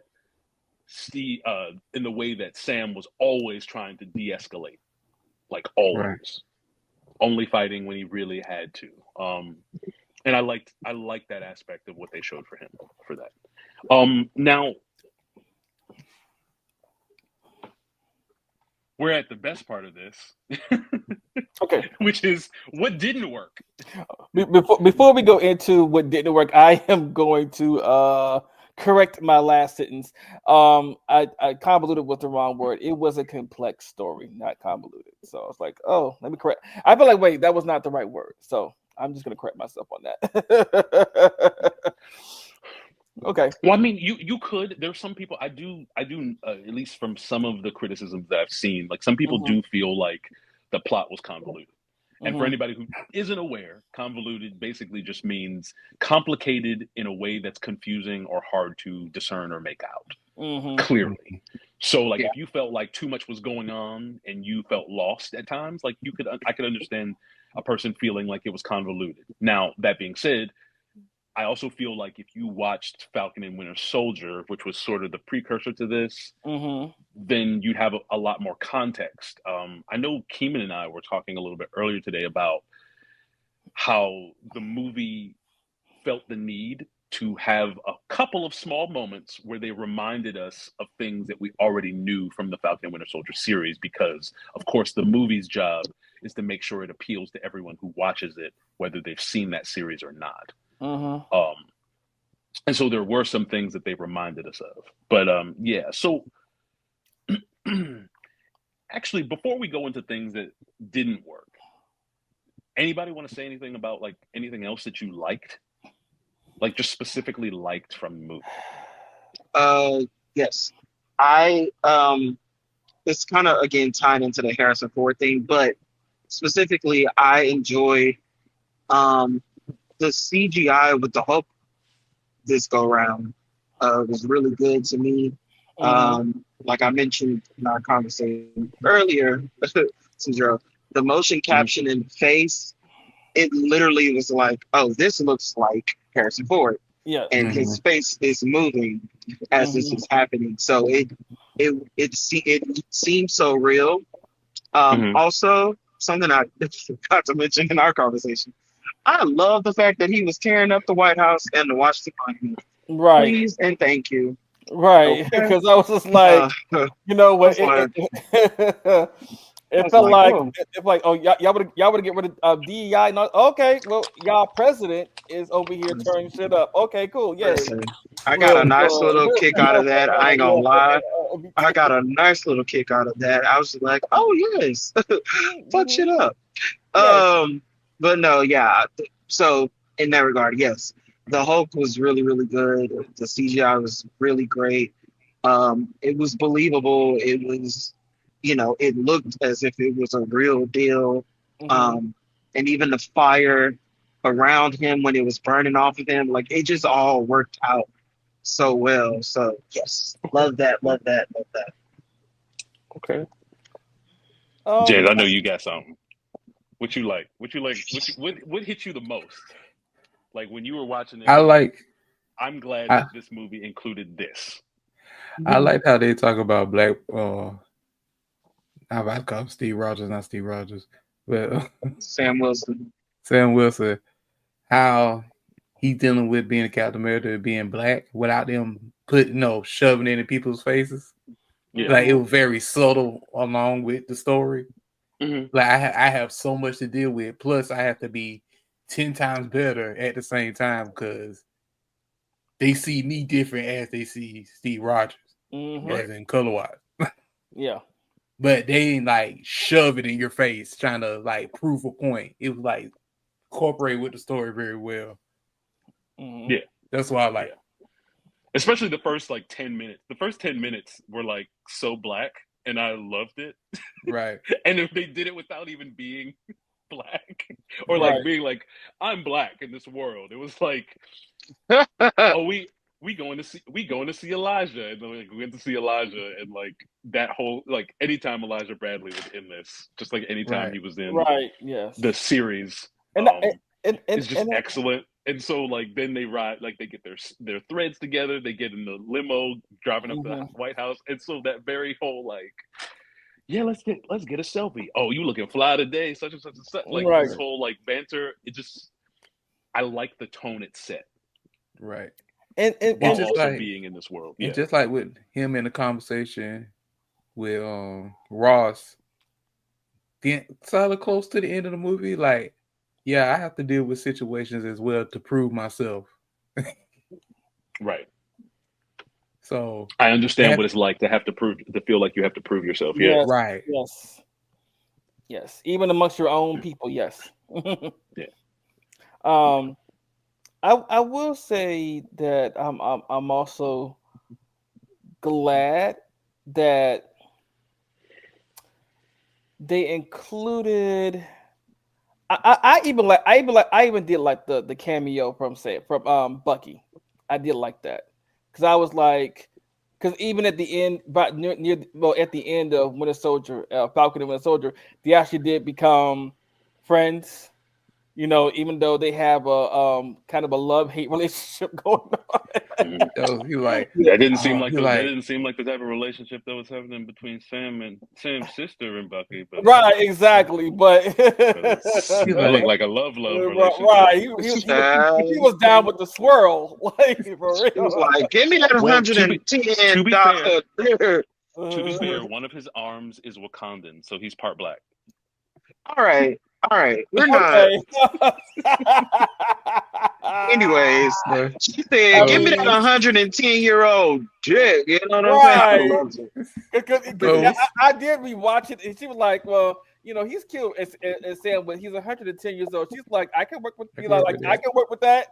Even the half black is crazy, Cedar. Wow. Right. Even the agent and Ruth, who was an ex-widow, was like, I can work with that too. She was like, I can work with a lot. She was like, look, he got trauma, I got trauma. We can trauma. Right. We can trauma bond in multiple ways. They both was like, I see you, Winter Soldier. Call me, you know. But that's America's ass. Let me stop. No, I really like the fight scene the action sequence at Celestial Island. Me too. I was gonna say that. Because it could have gone, like a million different ways. I appreciate the whole, like, we're not trying to start a major world war. We are just trying to de-escalate. Right. And I appreciated that being the forefront of everything that happened in that sequence until it worked. You know what I mean? Like, they stayed fast to that. It wasn't like, well, F it then, they're shooting at us or whatever. Like, they were constantly like, let's stop them. Let's do this. Let's try to calm down the pilots first, and then the pilots were like clearly brainwashed. So they're like, Yeah. no, we need to destroy these ships, right? We need to get them to eject out or whatnot. And so I just appreciated the way that, like, that was one of my one of the scenes in the movie that I liked the most. I will also say any scene where Sam and Isaiah were talking, and most of the scenes where Sam and Joaquin were interacting, like, their chemistry is fun. Yeah. Like, I really like the chemistry of that. It reminds me in ways of like a male version of Kamala Khan, because Joaquin is kind of like a fanboy of like the Marvel universe, to a certain degree, and so I like that sort of camaraderie. It reminded me in ways of what we got from Kamala Khan and Carol Danvers in the Marvels. Mm-hmm. That sort of like, I want to help, I want to be helpful, but I also have my own mind about things, but I'm also a big fan. Right. Like, give me your autograph, but also I'm skilled kind of too. And so that, like, those things to me worked really well, especially like, he's not Steve, but in so many ways he does so many cooler things than Steve. Right. You know, and I thought that was kind of a cool aspect too. Like, it's not just I'm a different person than Steve. It's like, here are the ways that I could be better than Steve. Right. You know, here are the ways where I'm not as good as Steve. But and it didn't really shy away from showing us all of those aspects in order to paint a more fuller picture of Sam. And I appreciated that, at least, because sometimes when we are shown or depicted or represented in things, we can always have this, like, we're almost depicted monolithically. Like, we can only be this one thing. And so I appreciated that we got multiple brown black characters in this. They had different agendas, different motivations, different types of people. They didn't all come out the same. Right. And everyone was like, you know, everyone was trying to be like, no, we need to fight them. We need to do this. We need to pull out of the treaty. We need to such and such and such. And Sam was just like, can everybody calm down a second? Like, what's really going on? What's wrong, guys? Like, do we need to smoke a blunt and chill and talk about this? Like, it was very, I appreciated that vibe translating throughout the whole movie. Even at the end, like, you know, he does all of the stuff with Red Hulk. I thought that was kind of clever too, the way to sort of orchestrate the fight plus the de-escalation of that fight. You know, at the very end, he like does what he does, and he's just like, please tell me that MFR is knocked out or something. Right. Just, you know what? I will say that during that fight, even though I know it was not going to happen, I was saying they need a Hulk buster. They need a Hulk buster. They need a Hulk buster. Even though I knew it was not going to happen, but I was just like, I mean, it's one of those scenes, like, it's a big shot, like a big bang. Right. And normally it like the villain is knocked out. Right. That was the funny part about it. Yeah, it's like it's the end of the movie. I was like, comes to the end of the movie. He does his final move. He's like, please let him be knocked out. Like, nope. Like, he was under rocks himself. Everybody was over him like, oh my God, are you still alive? And he's like, please tell me that works. And then you just fine. He's just like, oh no. Oh, let me try to sun's getting real low, guy. Right. I know this is slightly off topic, but when he first transformed, because the Hulk had a president in this world, and see the Secret Service that's shooting. It's got these little guns that shoot. I'm like, what are y'all doing? This is one thing I know it's comic books. I know it's a thing, okay? But it happens with Superman, Supergirl, Luke Cage, anybody bulletproof. Why are y'all still shooting? You know these bullets do not work on this person, and yet you're continuing to shoot. Me, I'd be like, you know, I'm just gonna be like, look, why are we still shooting? If the first couple of bullets don't hit, I'm running. I would be like, why are we still shooting at this motherfucker? It ain't working. Well, it's a tough place to be in because it's not just only what you guys are talking about. It's also the fact that your Secret Service agents and the president just turned. Right. And now you have to pull your guns on the one person you're supposed to be protecting. Mm-hmm. But I think the fact that we know that it was a Hulk and we've known that it was a Hulk is clouding some of our is biasing some of our judgment on this, because if you were a Secret Service agent and the person you're supposed to protect just turned into a monster in front of you and then started throwing stuff and being dangerous, like, what do you do besides pull out your gun and fire? Right? Like, that's why even those guys asked even if her. the bullets aren't working, it's like, well, what else are we supposed to do? You know what I mean? Like, I get the idea that, like, we know it's a Hulk. We know that regular bullets aren't going to work. But these guys have a job, and everything about their job just went sideways faster than they could really process. So, like, to expect them in that moment to be like, no, I won't try my gun. It's kind of... No, I just say... It's like they sort of like have to, because what else are they going to do?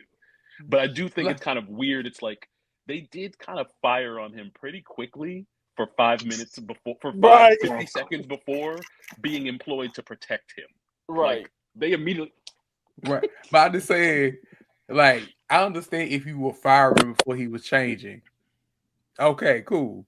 But like I said, there's a Hulk in the world. You've seen Hulk.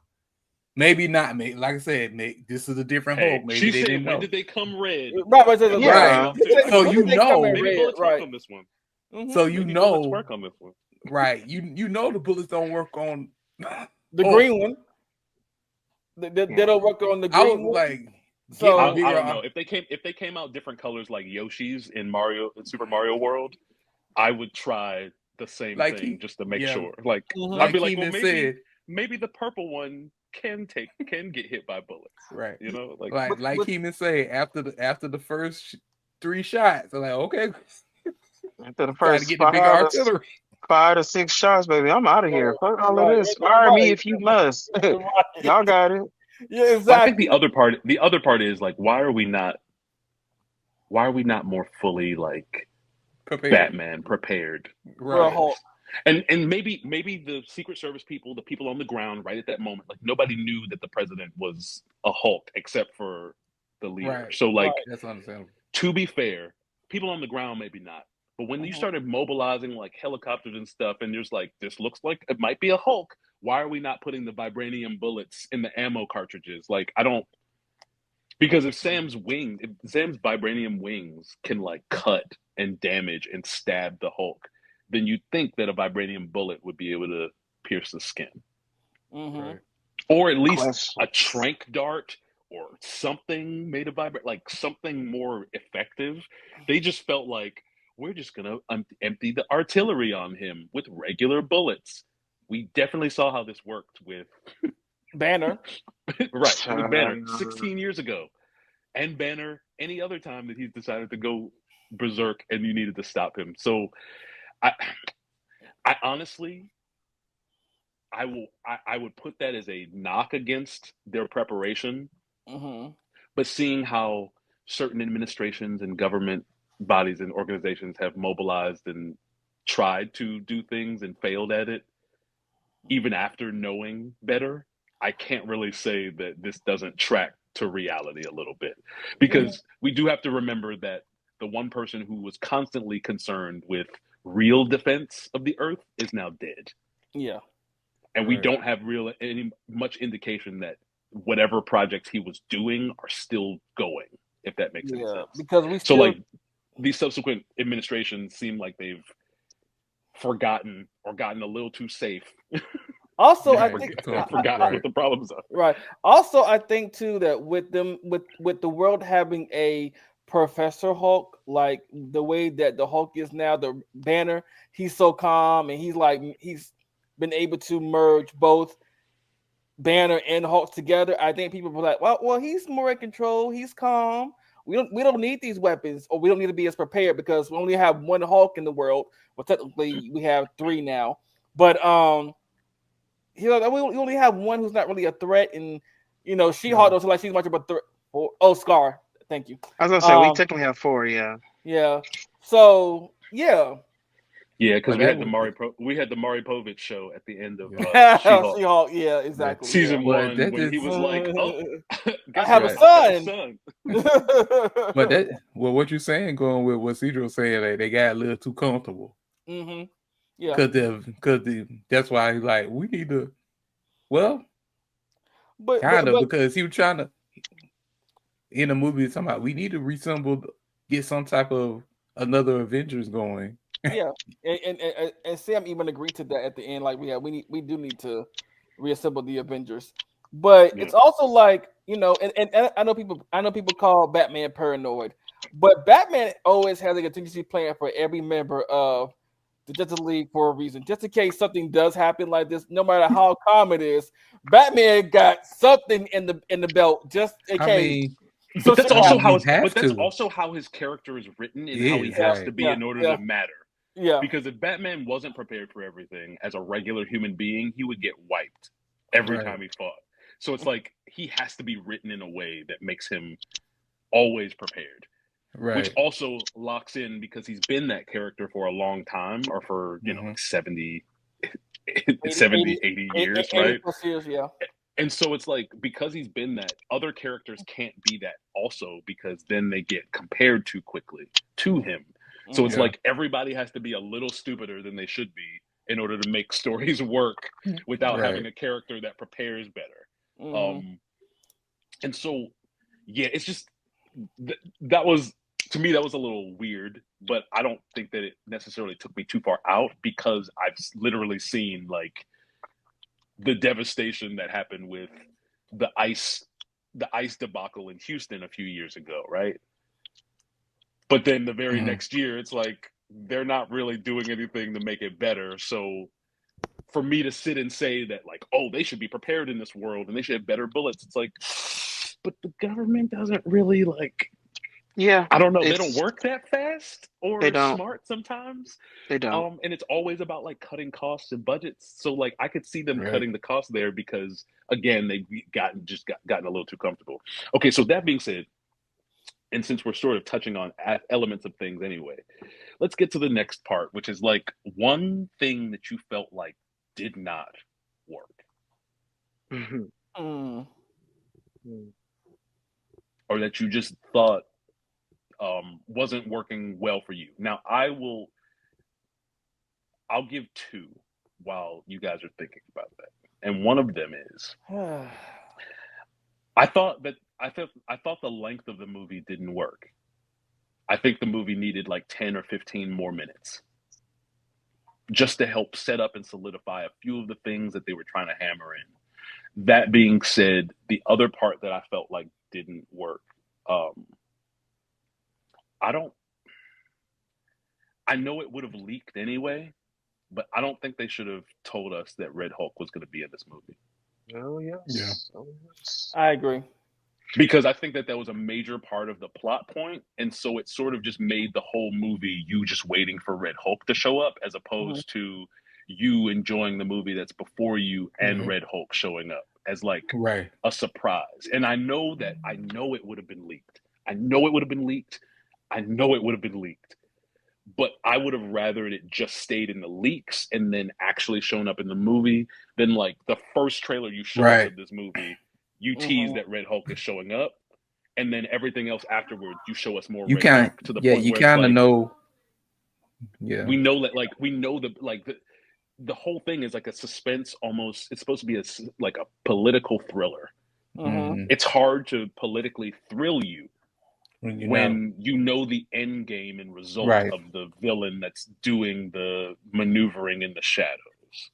And so, I think that was a slight detriment. That's why I was saying earlier, like I give it a B. I won't give it a B- or a C in the C range, because I think some of the things about this movie were solid. They just got effed over a little bit by some of the marketing, a lot of the marketing, honestly, and some of the ways that it was done. But those I would say two things for me that just didn't work. I feel like they told us too much information in the marketing for it. And then I felt like the movie had some pacing issues because they cut like 10 to 15 minutes off of it that I feel like could have helped it. Especially, Right. Go ahead. I'm sorry. I don't want to say too many things, but anyone else can start with maybe one thing that you thought. I'll go. Okay. I'll say things that didn't work for me. Although I enjoyed her performance. I'll say Ruth. I yeah, it didn't work for me. And I think this is more so towards the people who are like, behind the scenes, like director and all this other stuff. And also this could also play in a part of the reshoots and everything. They really harped on the fact that she was an ex-widow, and I completely understand that. But I had told Cedro that there's a part in the film where Sam tells her and Joaquin, is it Joaquin? Yeah. Yeah. To suit up, right?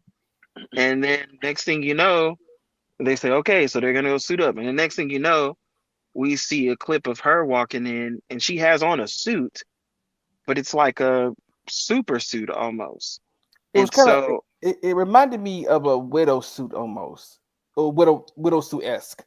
It was like the colored chest plate that she had under her like jacket. Like I don't know if I would fully call that a suit, but I understand what you mean. It was like distinctly different than what she had been wearing the entire movie, without any real explanation as to like why this chick is why is she wearing like an Avengers-esque outfit when she's just like head of security for the president. Like, Thank you. shouldn't she just be in like That's a bulletproof vest and the pantsuit that she was wearing for the movie? Exactly. Ex-widow or not, she should look the part of what she is, which is a Secret Service agent.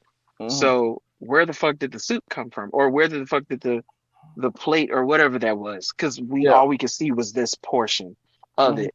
But it was kind of like, okay, so what's the extra story to this? But obviously, again, reshoots and things happened, and that probably has taken away some things.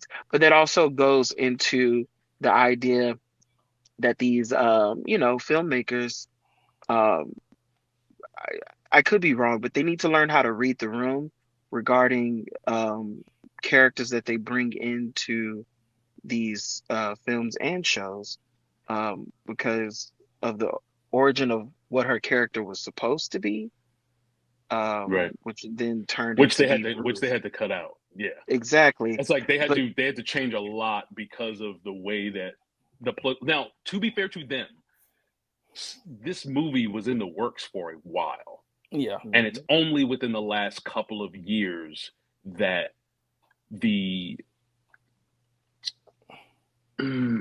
like the Gaza Strip thing situation has come to a larger and more prevalent head. This issue has clearly been ongoing for a very long time in that area. However, recently it's gotten like to a point where you will be like alienated or ostracized no matter which side you take on the situation. And most people who have human compassion and sentimentality are clearly taking like the side of the side of the residents of Gaza Strip, the Palestinians, et cetera, and the things and the atrocities that are being enacted upon them by Israel. And so for this character to have Israel ties and was supposed to be the Marvel character Sabra, who sort of has some of her background story and that's the character she was supposed to be, they got such a bad review from the focus groups that they sent this to, and also just people online saying, we know this character is going to be this, and we know she's going to be in it, and why would you do something like that in this landscape, etc.? They had to do a lot to change that around. So some of the remnants of that is us seeing her with a cool chest plate suit under her jacket, but not really getting the context as to why that's happening. And so I do think they did enough to make the character work and like okay, while having to cut out major parts of that character incorporated. But to your point, Keeman, I do think some of these things, like you can just read the room about, like we never needed to bring her character in it at all. There are thousands upon thousands of Marvel Universe characters, many women characters, and she could have been any one of those, or you could have just made up somebody new because there was just tied her to the Red Room in the way that they did. You know I was gonna say, like, she could be another ex-widow. There are millions of widows. I mean, and they did like, but and the problem is like they did that. Like this movie, the edits they did that. They made her just another Red Room person. The problem is that her full name is a character. And the little clips of scenes where we see that she clearly had to have had more going on that they had to edit out, those conflict. Like if they had just from the beginning, it's like she's just an ex-widow, boom, we're good. Yeah. But the fact that they wanted to try and bring this other character in, for what reason, I don't know. Like for me, it's like I still don't get why that. why did an Israeli character need to be in this story when the story was like, or the main story, because I guess we don't know if Israel was supposed to participate in the story overall, or they edited some of that out too. But like, why does Israel need to be in this story when the main places that they are is like the Indian Ocean for the Celestial Island? We got the Japanese, they were in Tokyo, the French, because it was the French, the Japanese, and the Americans that were doing the treaty, and other places too, but the French and the Japanese were the main ones that were like, we're not really sure if we want to still do this. But like, those are the main places. So Israel never even needed to be a part of this story to begin with. And so for you to force that in and then have to edit it out in a way, it just sort of, I agree with you. It didn't work.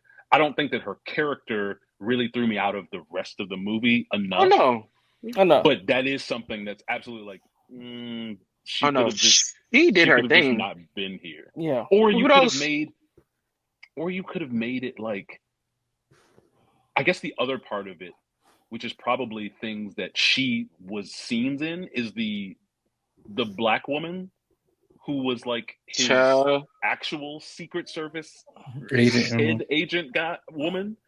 I didn't understand. It was almost like the reason why she was there was because there were scenes with Ruth that they needed to take out, and they needed some Secret Service person to be there to talk to him. And so like, sort of like her role, I feel like she could have just been Ruth. You know what I mean? Like, right.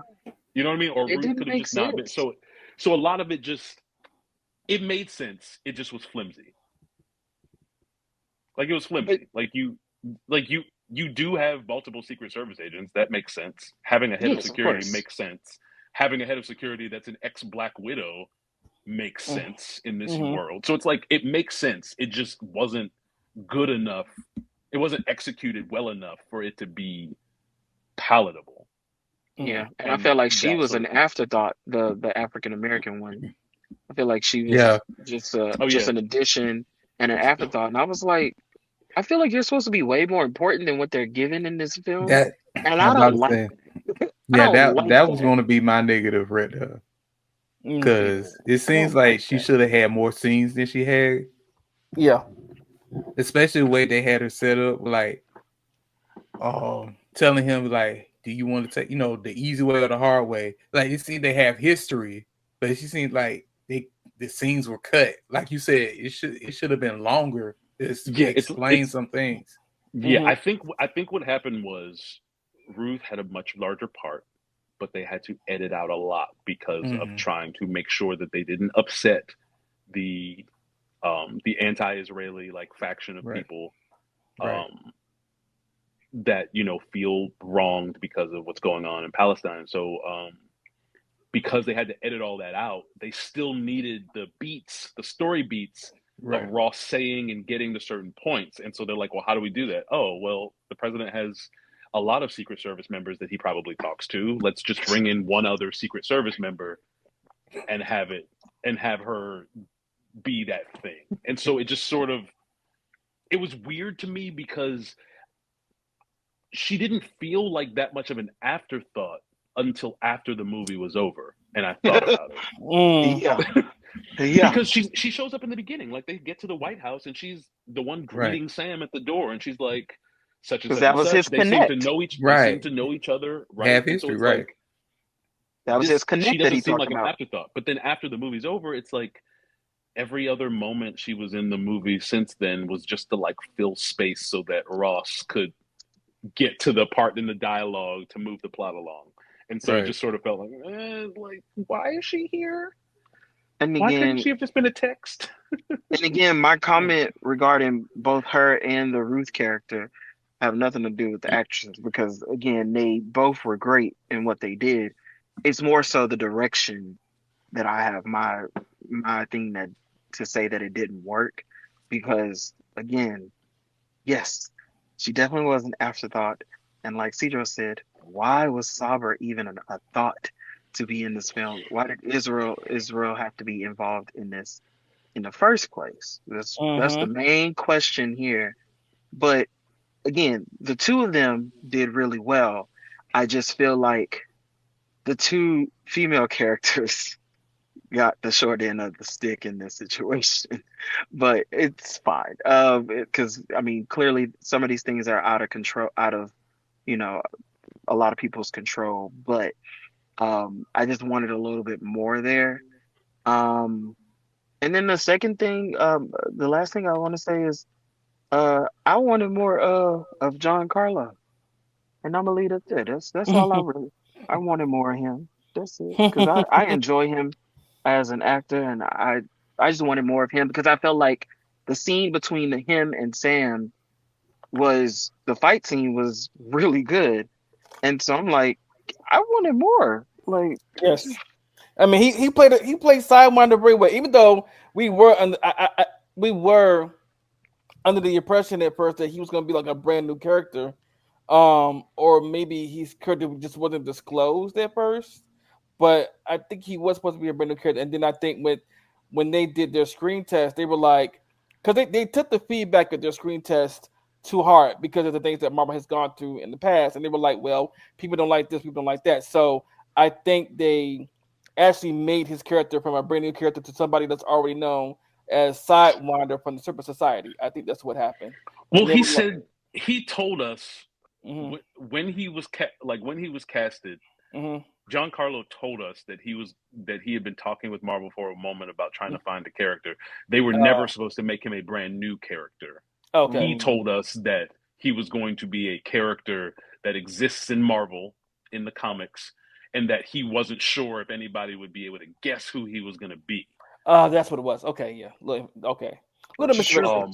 It's another reshoot, re-edit of the script aspect of things, because the original Sidewinding group did not include him and was supposed to include Seth Rollins. Ooh. Yes, Seth Rollins was originally in the. And so that got edited out because they changed some stuff around, and they needed to make the leader of the Serpent Society group have more gravitas. So they brought in Giancarlo Esposito in the role of Sidewinder. Poor Seth. And changed that around. Seth I don't know Rollins.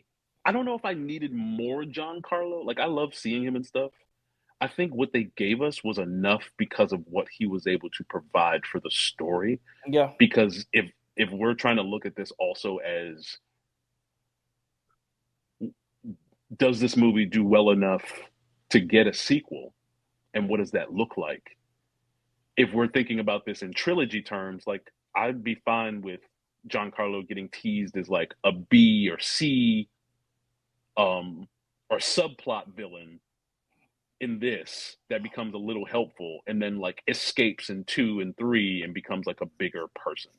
I love the sort of like, let's see your evolution too, parallel to the hero's evolution. So I'm cool with like getting a little dose of him, seeing that he can be somewhat of a threat, seeing that he does have a certain amount of information and intel that he's capable of possessing, seeing that he is capable, and then putting him in prison like a classic comic book villain to escape later and be a problem later, like a bigger problem later. Right. Right. And so I think that's also the direction that they decided to go with it, because I mean, like, they did say it in the dialogue. Like, he's like, "You're going to prison," and he's like, "It's not going to hold me long." So like they gave us a tease of the fact that like he's going to be, or they're setting it up so that he can have the potential to be a problem later on. I don't think we're getting a sequel to this movie anytime before we have the next several movies. Right. No, it won't be until after Secret Wars, probably. And so that's going to be a little bit of an awkward thing. Like, not awkward, but that'll be kind of interesting. Like, not Captain America. Doctor Strange sequel took what, 7 years before it came?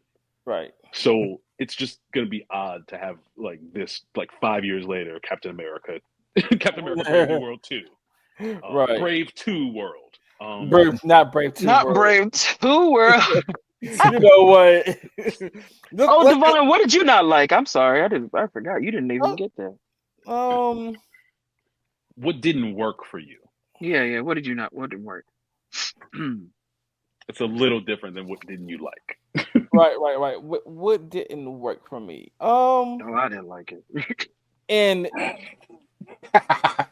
you didn't like it? I thought you. No, I'm saying no. What I said didn't work for me is what I didn't like. But yes. Okay. I mean, they can be the same thing, but they are not like, they're not mutually inclusive. Like, they don't have to be the same thing. Gotcha. Okay. Okay. If I had to really say what didn't work for me, okay. One, there wasn't. I guess it was one. I don't know, because I mean, a lot did work for me, but I guess the way they introduced the leader. Not saying that he wasn't a good villain. He was actually a pretty decent villain. But I guess for me, because of this movie, I was and because of who the leader is, I was expecting him more to be confronting the Green Hawk and or going after the Green Hawk versus the Red One. That's what didn't work for me. Like, I would have preferred, and for him to be a little bit more arrogant, like he is in the comics, and we see him in cartoons where he thinks, well, he pretty much thinks he's the smartest person in the room or on the planet because of his of the way he's also a scientist, of course. We saw that in the movie, but he also of his probability. So which made me think he's more of like the calculator from DC. But his introduction into the MCU, it's like it could have been better. It was a little bit lackluster for me. So his introduction didn't work. Him being a villain was good, was good, but his introduction was just like, okay. When you say introduction, do you mean the entirety of his presence in this movie, or are you talking about his literal, like, when he entered the story? Do you understand what I mean? In this movie. You mean this entire role for him in this movie, his introduction to the MCU, right? Not just like how they introduced him in this movie. Does that make sense? Or am I not clear? Like, what I'm trying to ask is, like, you're saying his introduction, are you talking about his entire role in Captain America Brave New World, or are you just talking about his literal introduction in the movie, how he was introduced to the story? How he was introduced to the story. Okay. Yeah. Okay. Now you wanted them to expand on it more? Is that what you're saying? Yeah, I did. Because and also to show exactly more so of what exactly Ross did to him, like how much more gamma radiation did he put in his brain? Because remember, this is a sequel, more or less, to the Incredible Hulk, and we did see in that movie where the gamma radiation did hit his brain and his brain started moving. It was like, okay, how much more did you put him through? And Of course, the look of him is different because in the comics, his head is more up and more like a box shape, where in this is more like lumps. Yeah, lumps, like the Thinker. I was just like, oh, well, no, he's more like the Thinker. So I will go with that more so than a calculator. But yeah, it reminded me of the Thinker too. I was like, oh, y'all went with that design. Okay. I agree. It would have been better to see the progression of him going into madness. Or, yeah.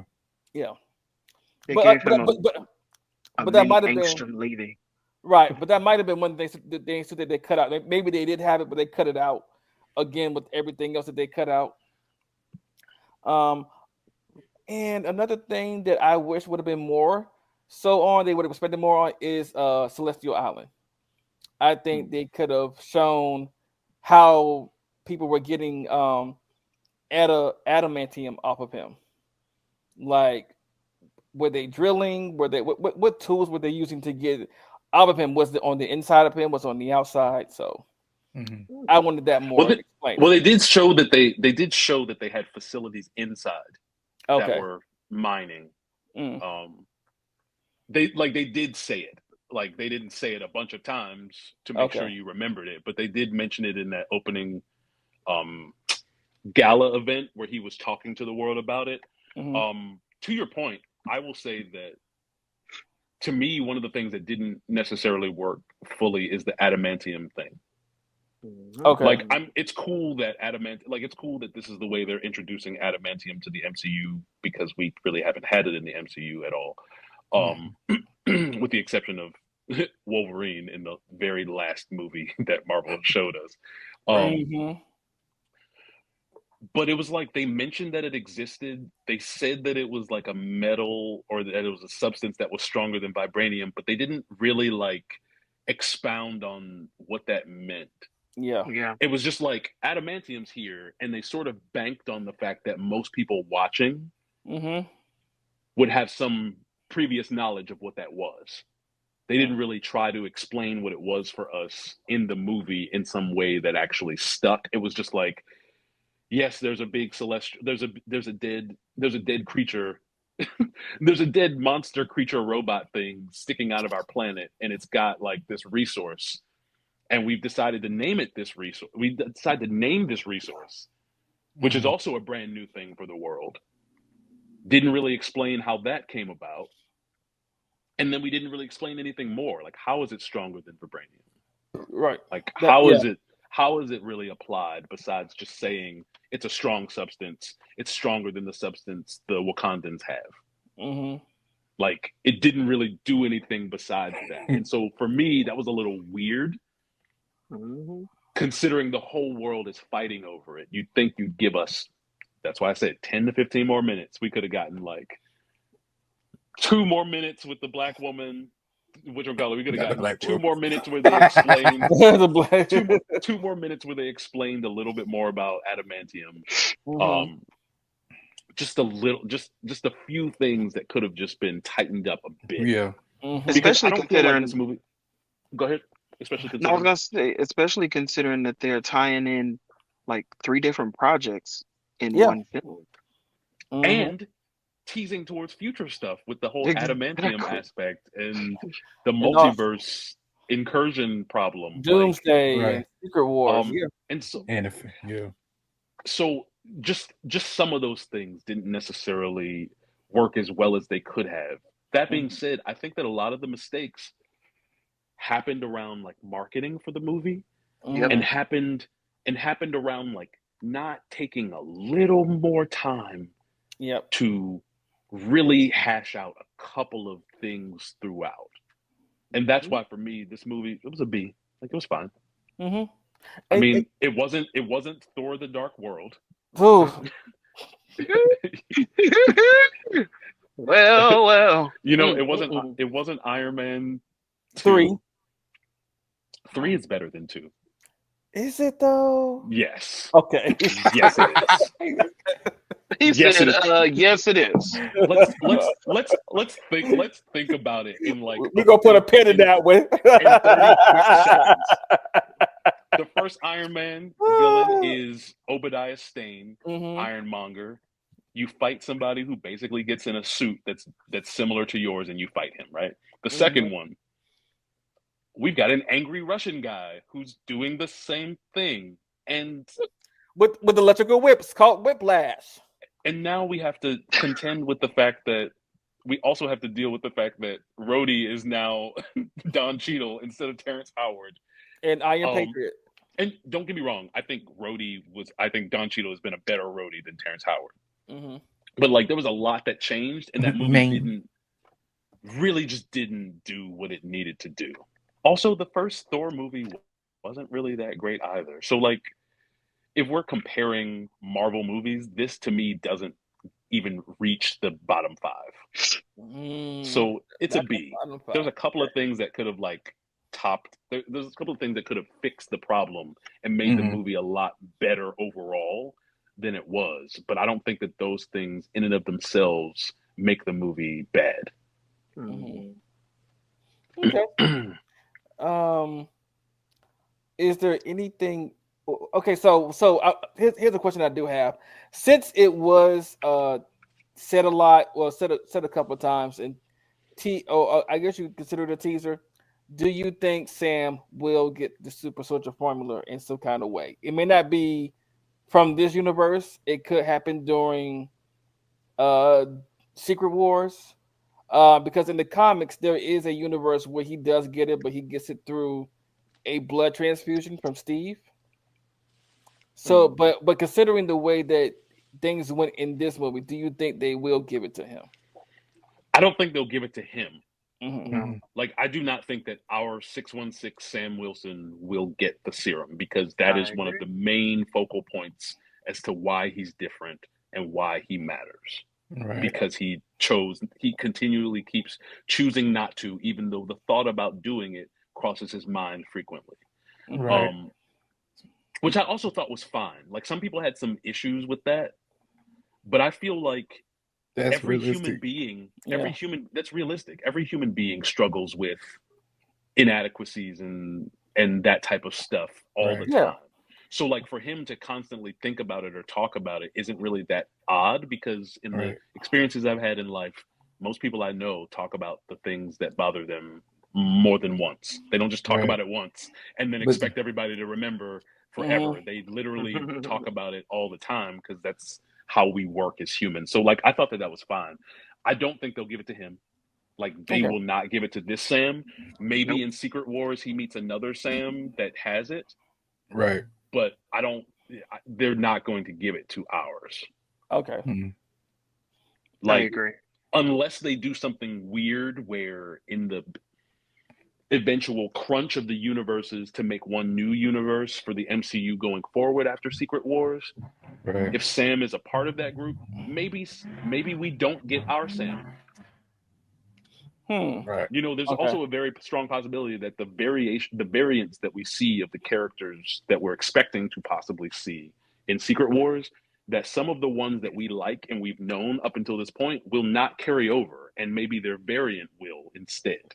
And so, like, that's a possibility, but I don't think that our 616 Sam will ever get a amplification serum. Because that was funny. Because that was a funny scene. Because you'll find the Red Hulk. You're like, not take the serum my ass. Fuck, he was right. Fuck, he was out of his cotton picking mind. Right. And but you know what too? What is slightly different from I'm going back to Red Hulk and then we'll wrap up. The way Red Hulk comes about in this movie versus in the comics and the TV show, where in the comics and the TV shows, he volunteers to become a Red Hulk in order to go and fight the monster he hates. It's kind of like, I became the thing I became the thing I hated to fight the thing I hate. You know, it's the concept in the comics and on TV shows. Where in this, it's the leader feeding him gamma radiation through his medication that he did not know about, and then making him angry enough for it to come out and be like, you're angry, you're frustrated, things are not going well. Release that anger, release it. Yeah. I mean, I actually kind of like this movie's version of that than the comic version of how Ross gets it. Just because in the comic version, Ross is always the same character. there isn't a whole lot of growth. Like he's always like, I hate the Hulk, I hate monsters, and I hate superpower people because X, Y, and Z. So I think I could do better having those powers than blah, blah, blah, blah. And then it's like, it's a lot of arrogance, a lot of whatever. And this movie was very strong on, he's trying to change. Right. Like he's trying to do the things he needs to do to be a better leader for the world, to be a better role model and example for his daughter, whom he still cares deeply about. Yeah. And I do think that that is a thread that is common amongst Ross, is like Ross has always loved his daughter. Yeah. Right.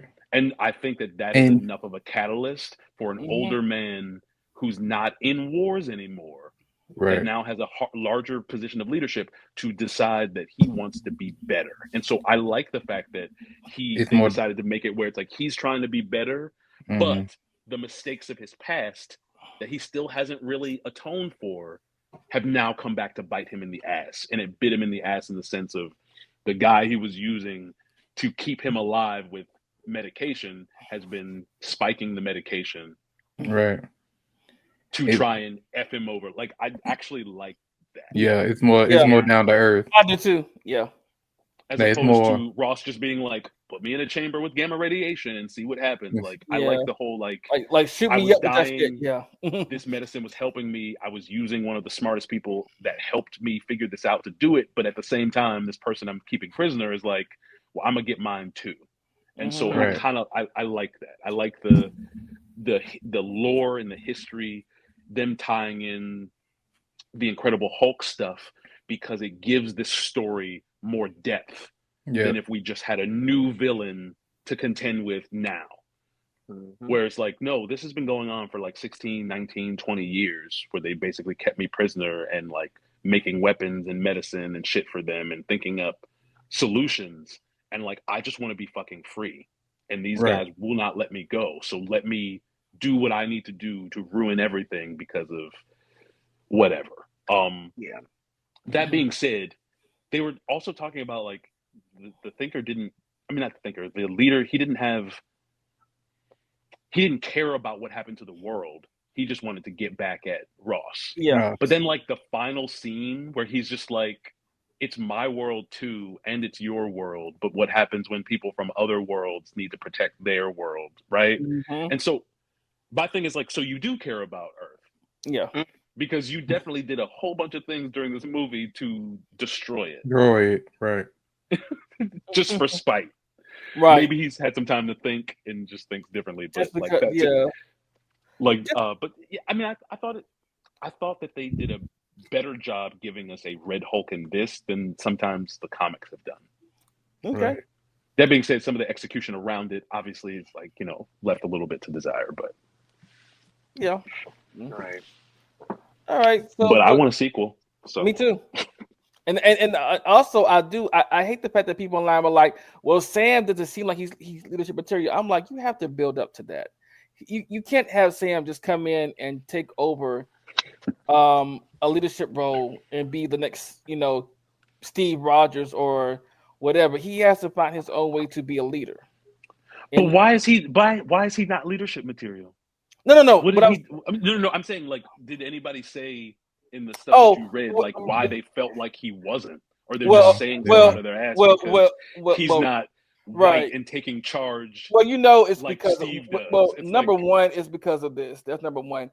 Number two is also because he does not. Somebody said, "Oh, he's not a super soldier." And I'm like, does he have to be a super soldier to be a leader? Everybody don't have to be a super soldier, right? And then another person said, "Well, how is he out there taking hits from the Hulk that can like crush him and turn him into like wet paper?" I'm like, his suit is actually the suit is protecting him, you moron. Right. And plus throughout the movie, you see him getting hurt and stabbed and right. broken bones, shot, stabbed, rib busted. Right. Like the man getting his ass beat. Right. was bloody at the end of that damn fight with the Hulk, and ended up with his arm in the sling. So yeah, he definitely showing up and showing out as much as he can. But them wings and that shield, baby, that's his life right there. But you also see like the color thing that you're talking about in the sense that Bruce Wayne been doing that for 80 years, and nobody said anything except leave Right. their asses up to ride his dick as hard as possible. Whereas like Sam Mm. Wilson jumps into this without powers, and the first thing everybody says is, "There's no possible way he can do any of this without powers." Come on. And constantly doubting his ability to lead without super abilities. When it's like, but what about carrying the same energy for every person who doesn't have abilities that manages to be in the world with people with abilities or Right. lead groups of people? Like, that doesn't make, to me, it just doesn't make any sense Right, to it say that, doesn't. because they tried to do the same thing with Shuri in Black Panther. They were like, she hasn't done enough to prove to us that she's capable of handling this role. And it's like, the entire Wakandan society is a female warrior-driven Right. society, and you're gonna think that just because she can engineer her face off and is a super genius, that she wouldn't have been trained like T'Challa in fighting. Okay. And she needs to prove herself. No, the reason why she needs to prove herself is because for whatever reason, you're still stuck in the idea that women aren't capable fighters. And so she has to do a whole bunch of stuff and jump through a whole bunch of flaming hoops and juggle swords and swallow knives and fight a Hulk bare-fisted in order for you to be like, okay, she's cool enough for me to acknowledge that she has skill. And it's like, no, she doesn't have to do that. There are plenty of male characters in any of these stories that never have to prove that they're capable as a fighter. But every time we get a different type of character that's not whatever, whatever, and blonde, constantly they get beset about like, well, they're not leadership material, they don't have powers, they're not such and such and such. And it's like, well, have the same energy for Bruce Wayne. Yeah. Also get him a therapist. Some people actually, I mean, the people do, and everybody, well, Batman ain't got no powers. I'm like, but those are optional. No one has to have powers to be considered a superhero or a hero at all. Like, look, y'all don't give the same energy to Green Arrow, even though Green Arrow's the same thing. He just uses arrows. He's just he's a billionaire. They do give the same. Actually, Green Arrow gets a lot more flack than Batman does. You just think Batman gets a lot more flack because Batman is a much more popular character, and so you're a little more tuned into the commentary. But people don't consider Green Arrow to be a worthwhile hero at all. Whereas, like, even the people that hate Batman acknowledge that he's still like in the Justice League. It's like Green Arrow like doesn't always make it to the Justice League. He often gets considered to be like he's just Robin Hood. Right. Like he gets a lot more flack. That being said, he gets left alone a lot just because his character gets left alone a lot. Like he's not really incorporated into a lot of storylines like that, honestly. So I think it's a little bit different in that regard. But yes, like they still don't get it.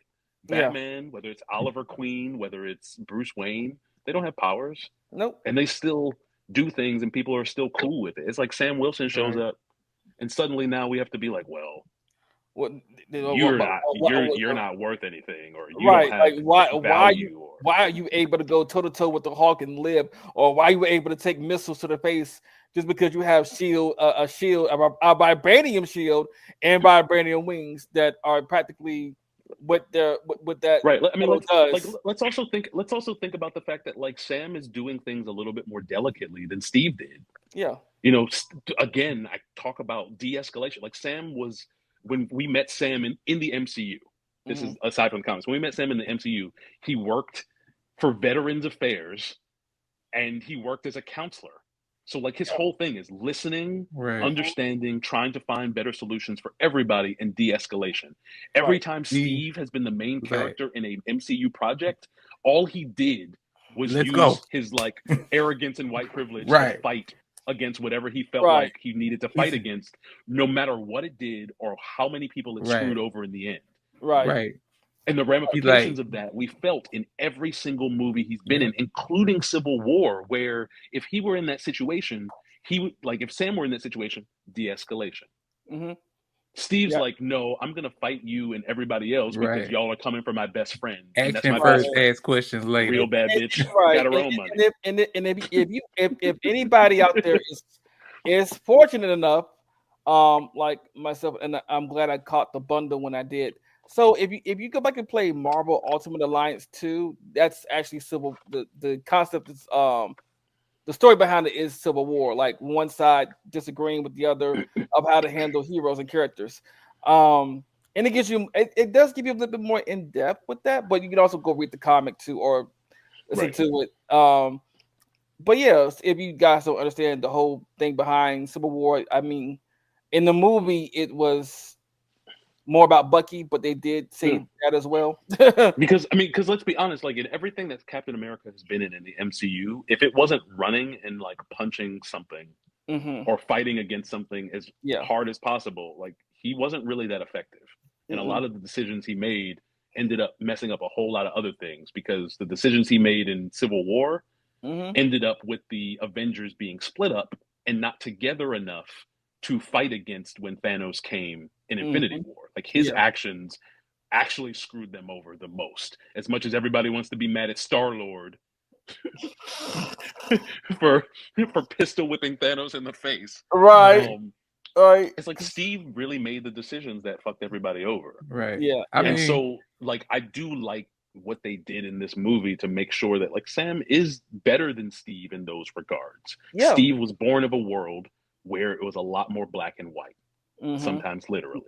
Sam is built in a world that's a lot more complex, and you can't just punch your way through shit and run and punch them out and be done. Because like and so, and like even in the other part is like if Joaquin was dealing with some stuff, Sam is not just gonna pull a Steve. You know, like Steve was minding his business, and then all of a sudden it was like, that's my best friend. That's a real bad bit. And he just ran and took care of Bucky. Like every time Bucky shows up, Steve loses his mind. Yeah. Which sometimes makes me wonder, like, did you actually, when you finished returning the stone, did you go to live with Peggy, or did you go find a version of Bucky? Because oh my god, this romance is strong. But yeah, and also what was I gonna say? With Ruth and also with the black chick, there was the rumor that one of them was supposed to be Songbird, but that of course that didn't happen. But one of them could become Songbird in the future, and if Songbird is a SHIELD agent that has supersonic wings that emit sound. That's as much information I got on her, but you can look her up. But I wouldn't need any more wings. We need more wings. We got Captain Falcon. We got Falcon. I mean, I'm sorry. We got Captain America. Excuse me, not Captain Falcon.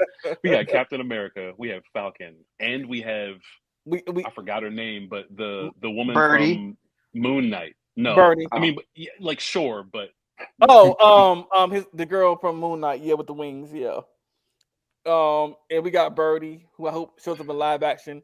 But we also, even though she never had wings, we also have another bird, Mockingbird. So, we had Mockingbird until she retired. But So we absolutely should wrap up soon. But I have a follow-up question that has nothing to do with this. Okay. It's because Keeman mentioned Birdie. So Natasha Lyonne, who voiced Birdie in What If season 3, she is supposed to be in Fantastic Four: First Steps. Yep, she is. We thought that she was going to be the voice of Herbie, their robot buddy companion butler thing. But in the preview, Herbie seemed like it was just like an R2-D2 type AI where it just makes like beeps and sounds as opposed to actually having a real voice. So my question to you becomes, if we know she's going to be in this movie and we got a tease that she's already played another character in the MCU, is it possible that we will get a Birdie appearance in Fantastic Four: First Steps? Possibly. Or is she going to be someone else? It's possible. I think it'll be. I wouldn't be surprised if it's her being Birdie. Given the fact that, I mean, for one, she is from another universe. Yeah. And she's one of the. Well, now that we know she's like a watcher or whatever, so it's a possibility. It's a possibility, or she also could be. Originally it's supposed to be an Agatha, but Birdie could also be Franklin's nanny. She could be. You mean Birdie or just the? I'm no, the actual. I'm Natasha, sorry, okay. not Natasha Lyonne could be Franklin's nanny, because originally in the comics it is Agatha Harkness, but because we know what happened in Wiccan or season 2, Agatha all along. Yeah. Well, WandaVision season 2. Yeah. This is a multiverse situation, so it is Yeah. possible that Agatha could Yeah. still be the net. Like Yeah. it could, like we could. Well, it depends on where they end up. If they end up in our universe at the end, I could see them having Franklin and trying to situate themselves and having like a end credit scene where they like open a door for a nanny and it's like Agatha, but it wouldn't make sense if in the 616 because she's a ghost now. Right. But like I could also see them interviewing nannies and like having a scene where they interview a few nannies and one of them is Agatha. But it's like their universe is Agatha, so she's not nearly as powerful of a witch or whatever as she is. But yeah, so I thought about that, about the Natasha Lyonne thing. Now that we know she is already a character, like could that character show up live action? If it happens,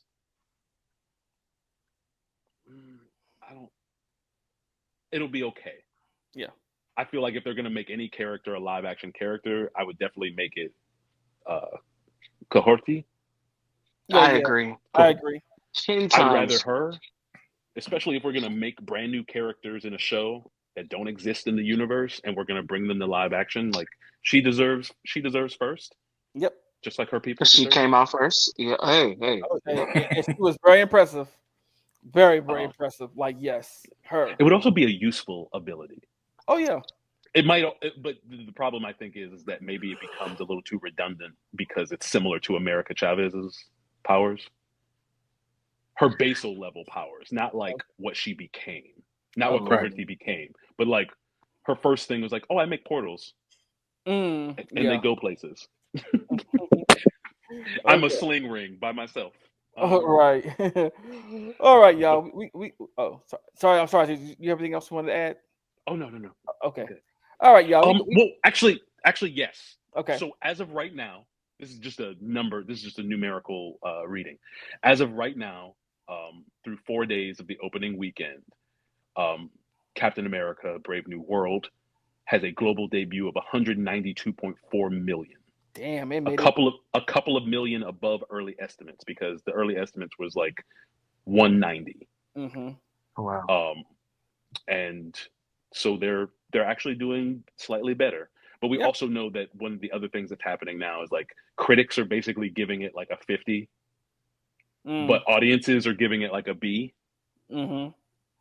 So like it's one of those classic things where like the critics, like when you look at something, scrutinize it a little too hard, you're going to come out with a lower score, but like audiences are generally going and enjoying the movie that they go to see. Yeah. So that actually means a good thing. They didn't make out totally with a profit right at this moment, but of course there's still time for it to flourish in the theaters. Oh yeah. Like the movie itself was budgeted for 180 million. So far they have made about $12.5 million more than the base budget for the movie. But you also have to take into account how much is spent for distributing, for marketing, because that doesn't get put into the budgeting cost. Budgeting cost is only like production stuff. Yeah. They'll make their money back. So they'll definitely make their money back. Hopefully they make a nice enough little profit at the end so that we can see this being a series. Oh yeah. Sorry, not a series, a movie saga. Yes, there we go. Yeah. All right. Okay, so we're gonna wrap up with this. Yes, let's continue to be black as possible. Enjoy the rest of Black History Month and be, because we're black, 365 24/7. But you know, always keep it black and proud. Not having a whole discussion about Marvel, and he puts up a DC picture at the end because that was the one I grabbed. Sorry. Okay, but anyway, we can't go a single show without mentioning DC. It's so bad. but you know, in brightest day and darkest night, and all that. Yes. Oh, We say good night to y'all. What's mine is mine, and mine and mine and mine. Period. Not yours. Exactly. Orange Lantern. But we will see y'all next time. Oh my gosh.